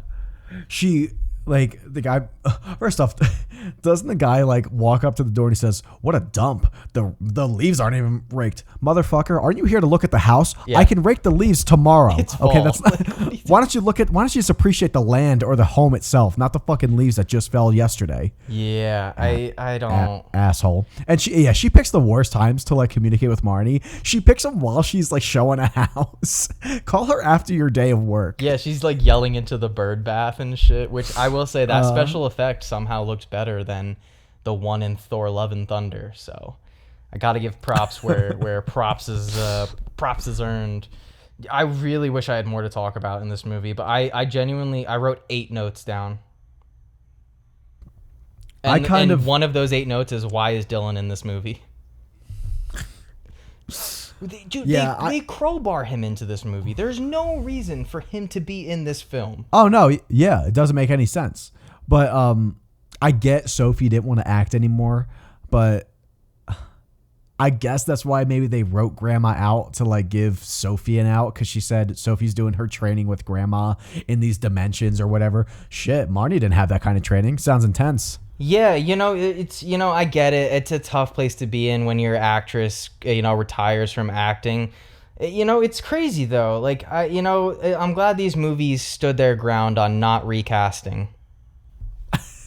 I'm glad they drew the line at Sophie. That's the line in the sand that we don't cross. Fucking assholes. I just don't get it. I don't think I really talked about it, but to kind of close things out, I didn't mention this film was directed by David Jackson, who did a lot of TV work. He really doesn't have a lot of credits under his name, but he did some episodes for Swamp Thing, Lois and Clark, Smallville, 21 Jump Street, and The Equalizer. So a lot of like 80s, 90s TV. He has a lot of TV credits under his name, and I think that's why again, I said 2, 3, and 4 are all better shot than 1, just due to how poorly framed all the shots in 1 were. But none of them look good. Like they all look very stale and flat and kind of lifeless in terms of just camera work and fun stuff, and the magic in all of them is just lame. I think the magic gets like a little bit better in 3 and 4, probably just because they had better technology in those later years, but there's not any cool magic in these movies. Every spell they do is just the lamest, most generic, basic thing, and that's coming from someone who's very critical of Harry Potter's magic, which I also find to be really basic and boring and kind of stupid. But this movie is like even more simplistic than that, and I don't know. I wish these movies had more fun with their premises. I wish they had some more unique, fun plots. It feels like I just watched the same movie 4 times over. like, oh, there's a guy and he's a bad guy and he's your friend at first, and even in the second one they don't, like you said, Cal, like for like half a second is a good guy and then immediately steals the spell book and like Yeah. I love the effect in Calabar's Revenge when he opens a portal to go to Halloweentown, and they, I guess, just didn't have the time or budget to have him create a portal. So he just like waves towards the left side of the screen and some light shines towards him and he just walks off screen. I love the dialogue going over his mouth that doesn't match up at all. It's just like, it just sounds like reversed words. In the second one? Yeah, when he's opening the portal. Two had some bad ADR. I noticed it. There was a couple scenes where, especially in like the house, there's a scene during the Halloween party in the first like 15 minutes where the grandma says something to Sophie and it was so clearly ADR'd and added in post and like I was like, is it when she says I don't see anyone? Is it when they're like looking for? Is it that part? It might be. I forget. They all blend together. I want to make one quick note of the second one. This guy Alex, who just I don't know. He brings ice cream. There's two tubs of ice cream, and he just goes, "I hope you like lime. Green's my favorite color." Asshole. Listen, I don't know many people that eat lime ice cream. Why don't you just get fucking vanilla and go like, I don't know. Go like green on your own clock. Don't buy lime ice cream for a fucking party for people. Or dust, just mint flavored ice cream. Oh yeah, I forgot there's mint. There's like a mint chocolate chip, but you got lime ice cream. I like lime flavored things, but I feel like I would like. I do too. Like a lime. lime, I probably would like that ice cream. Maybe not a lime ice cream, but like a lime shaved ice. Or sherbet. Or sherbet. Sherbet would be good too.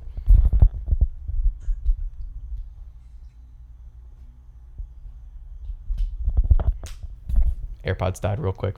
One of them did. Actually, they both did. Well, but yeah, I'm kind of tapped out on my notes for Halloweentown. I'm ready for ratings if you are. Yeah, I'm ready to get right into it. Do you want me to start with 1 and 3 or 2 and 4? What do you want me to start with? I'll start. I'll start first. So I'll do. We'll just go back and forth. I am gonna give Halloweentown 1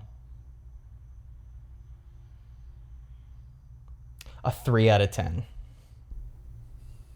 It's a bad movie. It is poorly shot, and it's not that fun. Very nice. I like it. I'm gonna give Halloweentown a 3.7. Okay. Out of 10. I'm so glad that you did not give that a higher score than any of the Fear Street movies. No, come on. Because I hate being that guy, but I was like, I feel like they're just like objectively better movies. Okay. Yeah. All right. So, second one. You know, it's better than the first, but hey, it's still bad. It's not that much better. I'm going to settle at we'll go 3.9. 3.9. We're going to stick on those threes. Okay. 3.9 out of 10. I'm actually going to give, you've convinced me. I'm going to give Halloween 2 Calabar's Revenge. I'm going to give it a 4 out of 10. I feel like out of the 4, it'd be the only one that I'd maybe rewatch again looking back. I was kind of high on the third one coming into this episode, but the more we discussed it, I was like, I think I just had fun with it because I was so fed up and I just gave up. So, but getting into that, Halloweentown High, the movie's not good. I'm gonna give it a 2.5 out of 10. It is a bad movie. I think the last 20 to 30 minutes are fun, but like getting that first 50 minutes to an hour out of the way it felt like I had been there for 2 hours. Mm-hmm. Yeah. So I'm giving Halloweentown High a 2.2 out of 10. Nice. 2.2. All right. And I guess that means I start with Return to Halloweentown. Yeah. What a I'm joyous going return. I'm going with a 1.3 out of 10. Whew, that is low. 1.3. Yeah, I'm gonna give it a 2 out of 10. It's not good. It's bad. It's probably the worst of the four in terms of just like being boring. Yeah, no, it's the worst. It'd probably be the one I'd return to. Okay, The I feel least. much better because you have the same order as me of 2, 1, 3, 4. But before we recorded, you were like, you flat out told me the worst one is not the fourth, and I was like, well, he can really only say the third is the worst. Dude, then the more we talked about it, the more I started to just realize, like, hammering in my point of what I had said earlier, where like the things that some of these movies do well, other ones do poorly, and it's like swapped. So where it's like the first one, it has like the worst production, but also it does have a little bit of that whimsy and a little bit of that magic, and we didn't touch on that too much, but like when you get to Halloweentown for the first time, it is fun. It did kind of hit me in the nostalgia a little bit, not enough to raise my score, but yeah, there's really no sense of adventure or fun in the fourth one. And I really wish that movie, honestly, it would have been a lot better had they just handled the Splendora reveal better. Like for a second, I really thought that what would have been smart was if Marnie went back in time and there was no Splendora and she kind of was Splendora. Like maybe she finds the locket and like I give her a reason to use a fake name or something, create like a time loop, like a time paradox. I think that could be that's too complicated for Halloween. It really is. It would be too creative of a choice to do something like that. So whatever. I love how too in the second one they like introduced the phone thing so that you can call in between worlds, and then in the fourth movie, because they can't contact Granny or else it'll ruin the Splendora reveal, they just don't bring up the phones and they write it off with some shitty dialogue. They're like, "Oh, I don't know where she is or when she is." Whatever. Oh, I love those walkie-talkies. What do they call them? Headphones? Yeah. Actually, I have the blue and purple one. I have that a little like keychain thing on my keys. Huh. I'll show it to you when we're done recording. You should. I want to see that.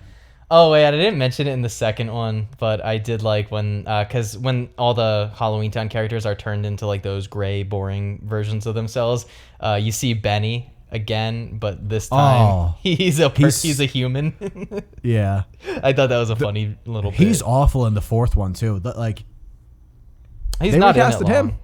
Yeah, he's in it for. Was it a different voice actor? Yeah. Oh. Well, it had to be. He sounded so different. Shit, I think I was so checked out, I didn't even notice. Okay, so we had the same exact order then. 2, 1, 3, 4. Yeah. Yeah.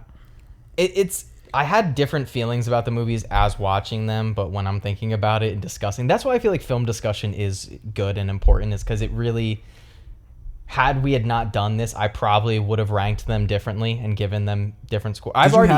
Did you have a ranking in your mind when we started? I didn't. I thought 4 would be higher, and I thought 1 and 2 would be lower. But the more I thought about 2, I was like, no, there is stuff in 2 that is fun.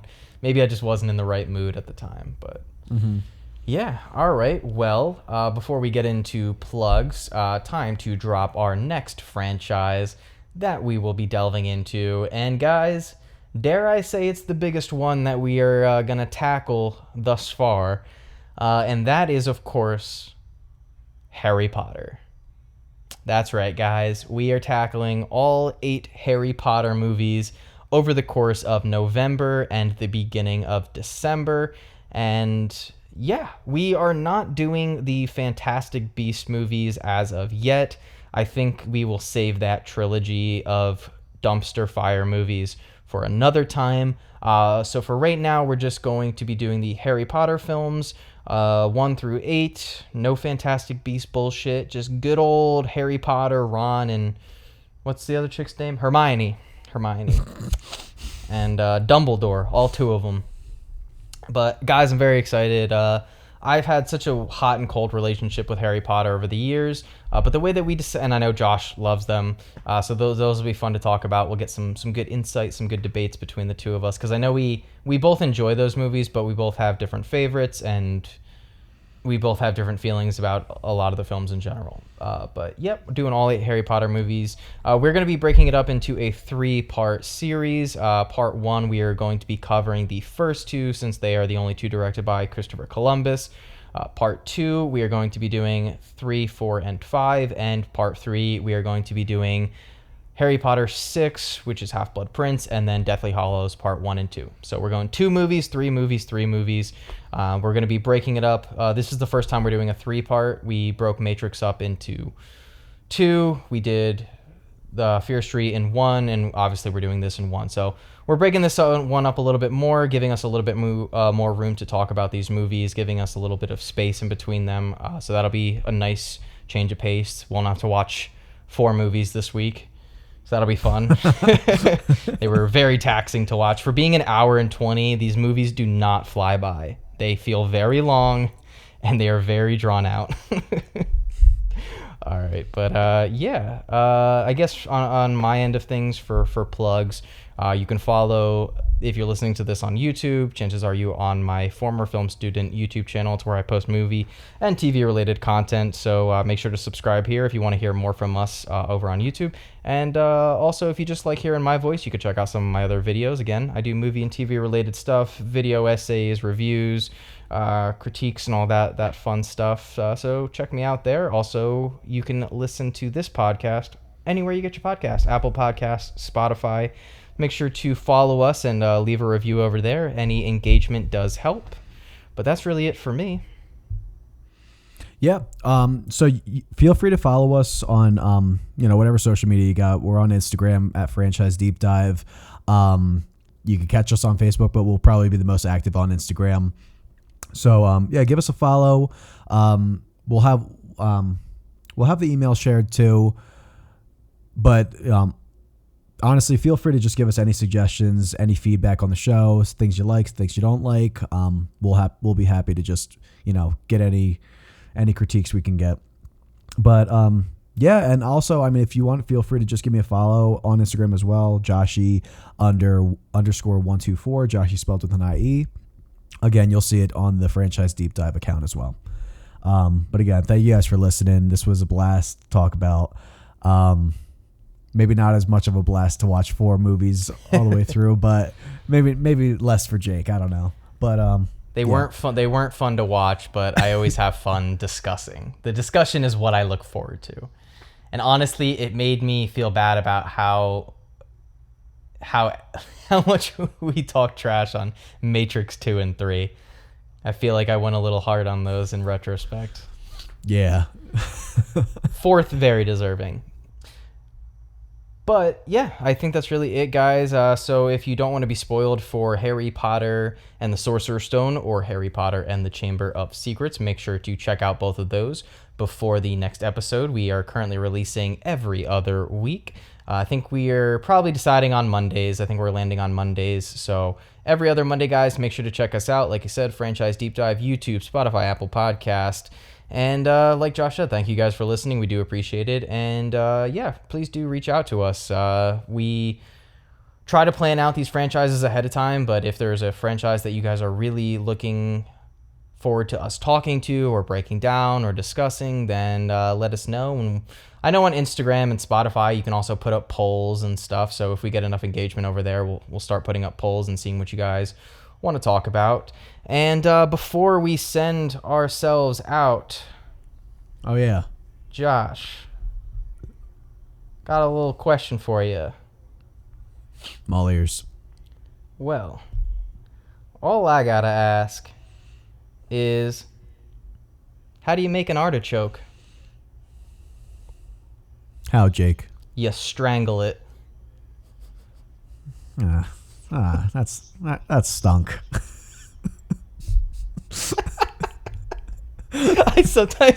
I think the worse they are, the better they are. Oh, absolutely. Yeah, don't make them good. All right. Well, again, guys, thank you for listening. Check us on the next episode of Franchise Deep Dive with Jake and Josh. I'm out. Catch you guys next week. Goodbye.